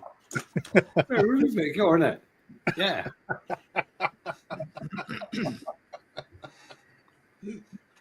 I'd like to. Yeah, I don't know. Michael had Popeye on one of his fish last winter.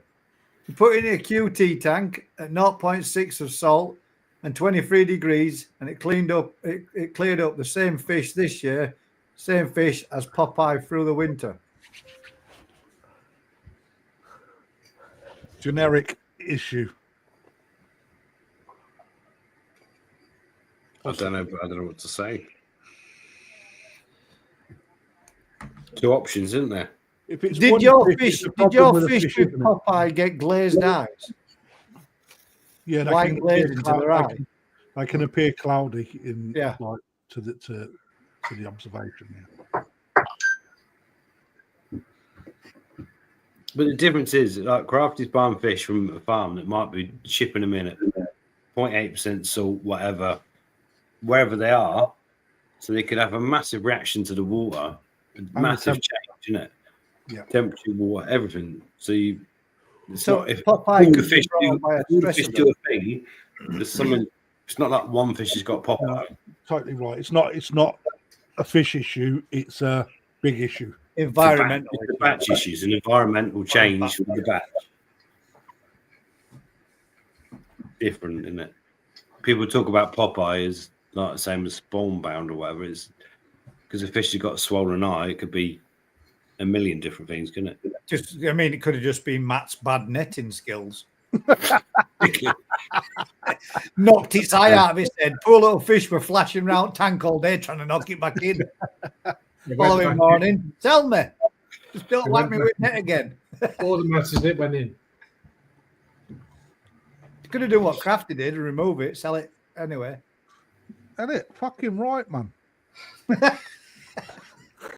Nothing wrong with that. Yeah. I've lost the plot. What did you knock a fish's eye out or something? No, I sold Just taking me. a Chiro at Sori.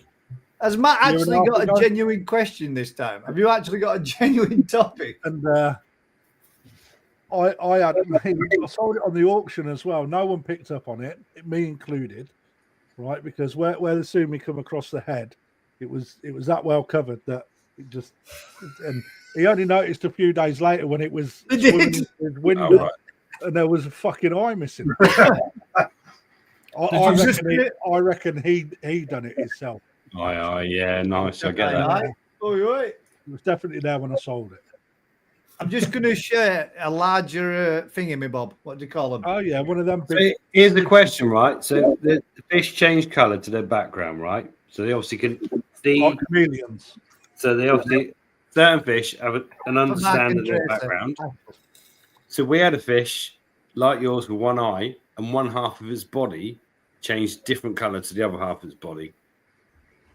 That makes So sense. it's obviously bilateral thing. So that Shiro you sold, was it better on one side than the other? Make a donation. It had a better eye, better. It had better vision on one side than the other. That's sure. It must have done, but did it? Was the sumi better? Oh, for fuck's sake, he's got.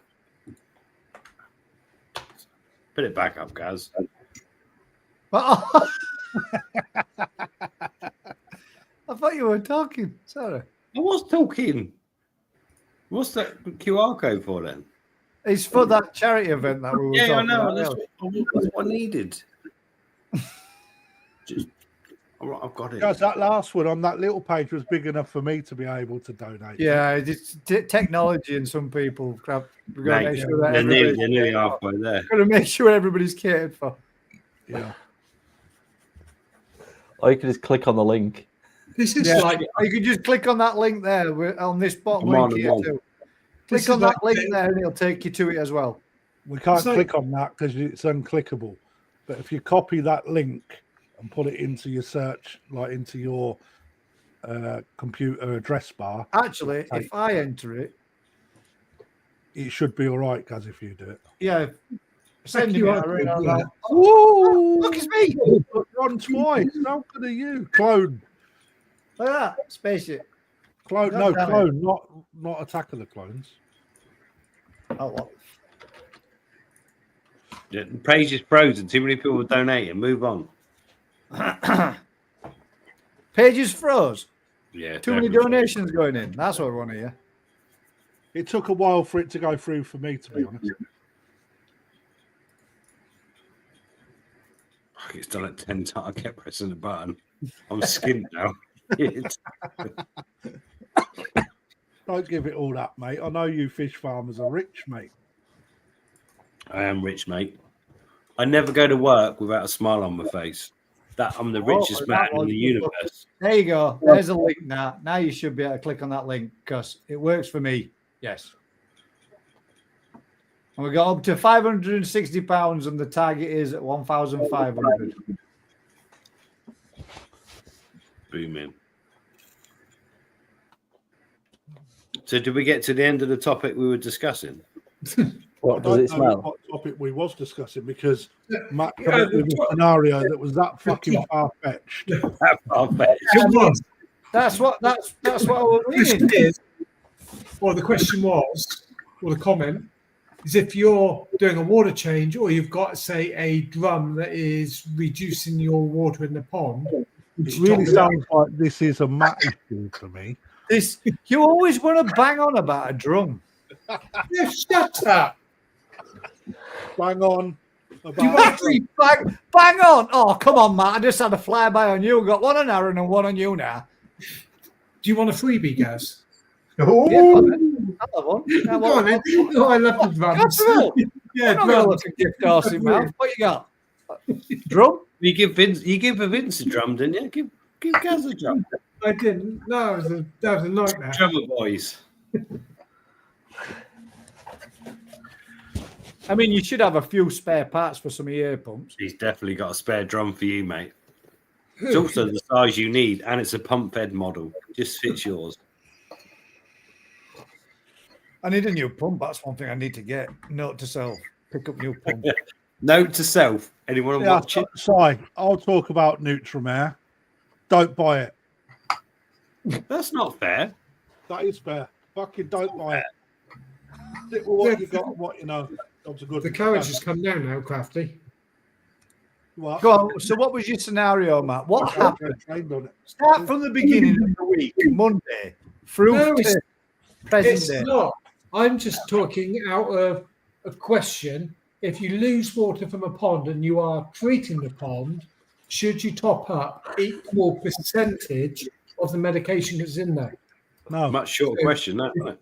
So if you've That was got far easier said this time than last time. Well, Yeah, way well, more confusing. I've had another drink, so I'm rephrasing it.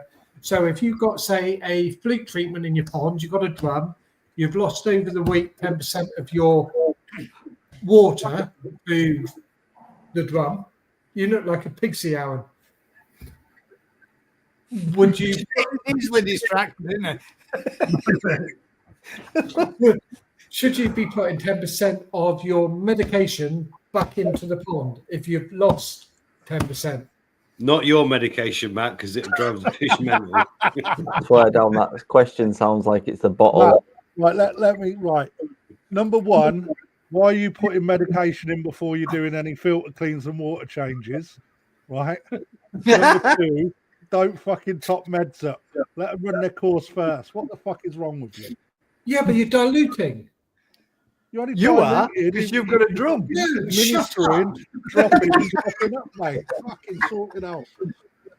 If I go to a bar, I'm going to top up my drink when it runs out. Done. There we go. That simplified your answer. Matt, do you top up your drink midway through it, or do you fill it back up when you've emptied it? Let's do the drinks. Let's bring us back to the half full, half empty glass again. Gaz. Shh. You got shush me on my own show. That's not even his bar. So you've got your glass with your Matt, shush. Nice, I like that. Go on. so you've got your glass there with spirit in, and you top it up to top with Coke. So then you drink it down to there, and you think, "Oh, hang on a moment." You wouldn't top it back up with Coke and get the same reaction or taste you had from the remainder. I'm sure you've not had enough No, coke. I'm sure you wouldn't. this evening. You should have had more coke, mate. That's where you went wrong. More coke with your rum. So why wouldn't you then? If you, let's hypothetically, for crafty's sake, you've put in the fleet Don't treatment. make it with my sake, mate. I'll make my own assumptions. I would, if it was me, Matt, what I would do is I would keep the filter system running as it was, switch off the flushing system side of it, and allow it to run its course for 24 hours first of all. Which, to be fair, you should be doing anyway if you're administering treatment when you're running a drum. Put it in bypass mode. Ah, there we go. Bypass mode. Yep. Matt, that's all you needed. That's, Did you that's the not think correct word of bypass? saying, isn't it? Right. So then you've got a new pond. You've got This is a new You're right, question now. You've got a couple of new ponds, mate, with a polytunnel over them, I'm aware. moving on then. Hang on. Hang about. New question. Think Top about up. it again. Top up. At That's least- it. Don't forget. least Don't bother that putting much. coke in Fuck because the you'll be glass, weakening your dose. straight out the bottle. Be hardcore, brother. But you top up with salt because the levels have dropped. Yes, because shouldn't you be Depends, combating? doesn't it? It depends. I almost put vinegar in there then. With your salt content, it depends on what point of the treatment that you're at. You only need to keep on top of the salinity rating if it's not served its purpose. Otherwise, you're weaning back on the salt. He's weaning them like a drug addict. It's coke. Right. Have you enjoyed this quarantine process, Matt? Uh, No.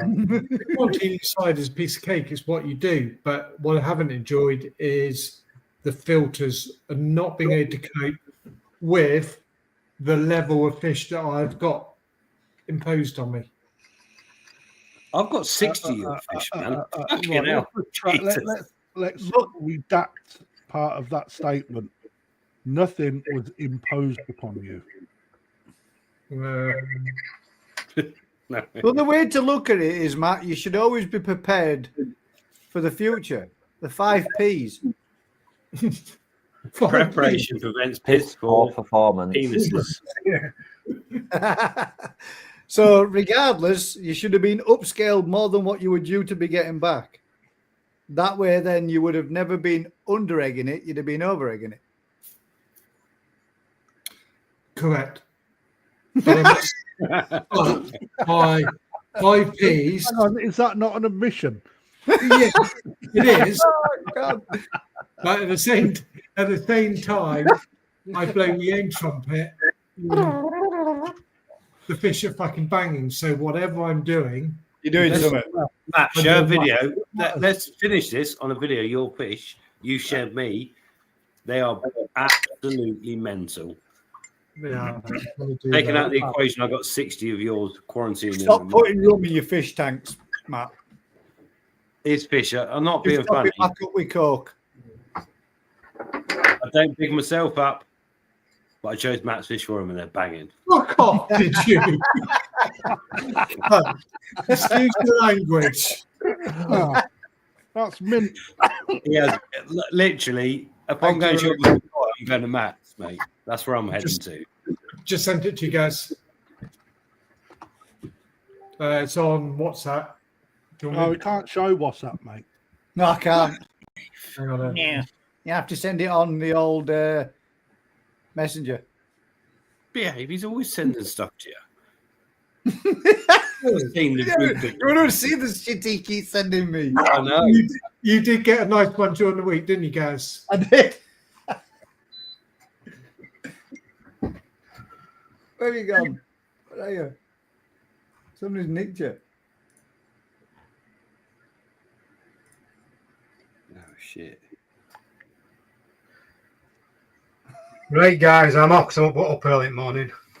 So I shall see you. Well done, Lee. Thank you been very falling much asleep for the past thank you hour. very much for joining in, Lee Bo. I know Go it's next week. been I'll be there with the topics. Can you and show us how everything you make them next week, mate? Those laser cars. Turn around. Is he? Is he in the broom cupboard? No, email it. Yeah, It's in the from a garden. Grumpy Core, yes, we do, mate. We got plenty. I've just There ordered you go, Wick. It's 10 laser. new boxes, mate. Laser. You've got a laser in your shed. Oh, that's mint. It's Hey, a you don't want to get him away when his laser goes off. Yeah. Matt, that fish looks dead. I know. It's nuts, isn't it? Did he send it over in HD quality, Gaz? He No, didn't. he sent it over looking like that. But Matt, you still Mate. haven't learned, have you? Yeah, they look amazing, mate. 8-bit fish. In Minecraft. Looking. Hey, Rick, loving the shirt. Yeah, I'm liking his shirt too. Mate, I'm just going out there now. Rick, you can't let somebody say, I like in the shirt without the extra bit that you do. Where'd you get them from? Like Miyatora? No, Miyatora did not sell me this shirt. No, them fish. Were they Miyatora, Matt? No. Osakai. He doesn't know. He ain't got. There's three lots there now together. What fish house did they come out of? Hosakai. Hosakai. I thought it was either one or the other.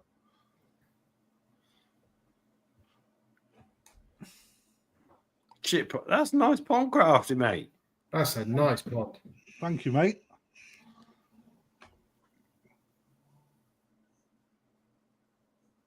That's looking there. Look at Smart. that.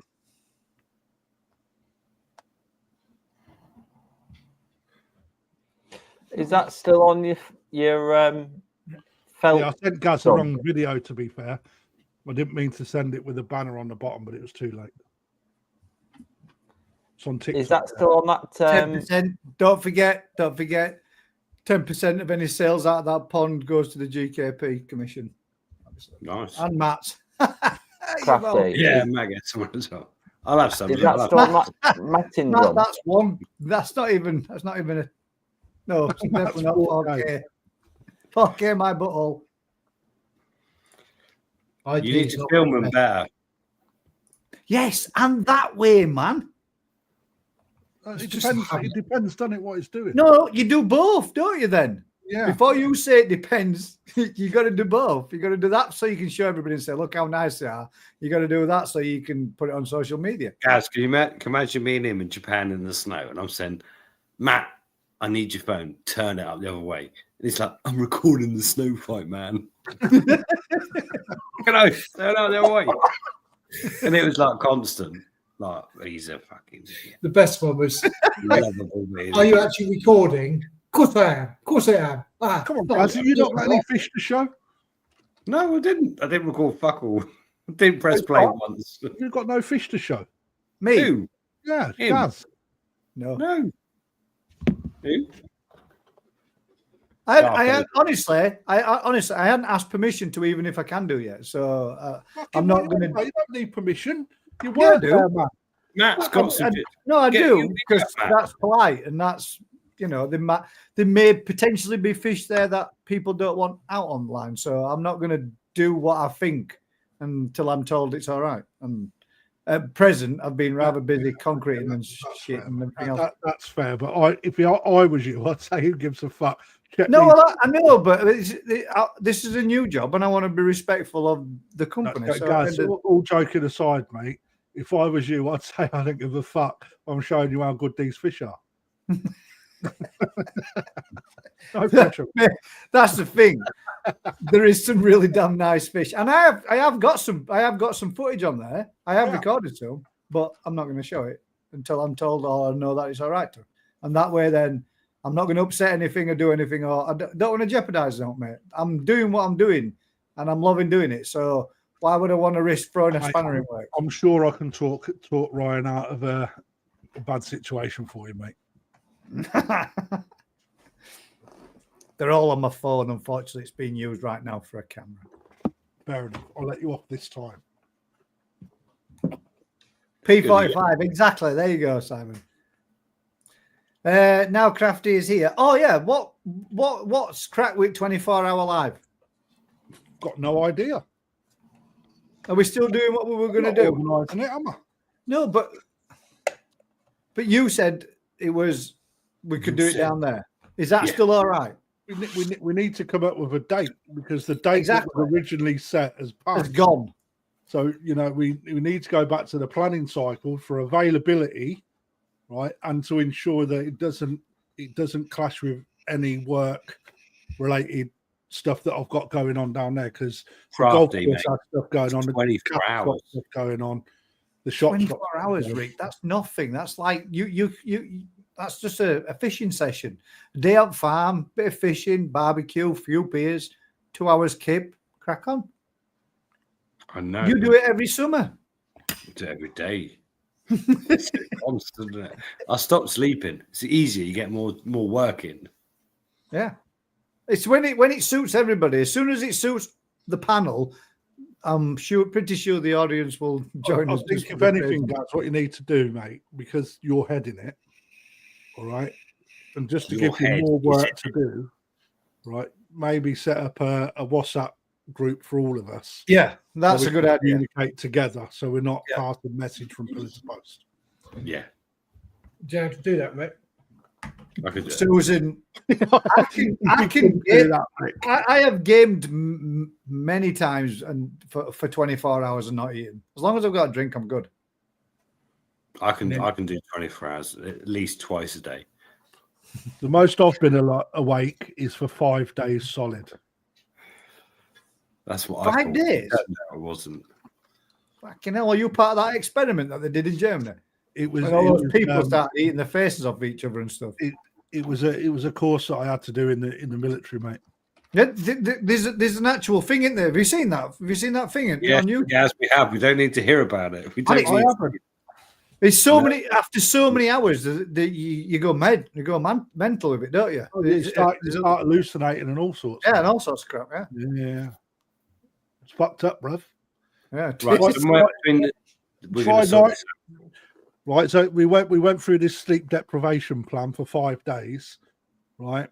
On the final day, they then took on the course that I'd done, we then got taken in for interrogation, right, for 24 hours, where they would douse you down in water, make you freezing cold, put you in stress positions, play baby music to you, and then baby cry, and then white noise, and then they put sandbag over your head, took you outside, threw you in the back of a wagon, drove you around for an hour, and then chucked you out and said, right, you're here, you need to get to there by that time, but by the time you get to there, you've got to do these checkpoints along the way.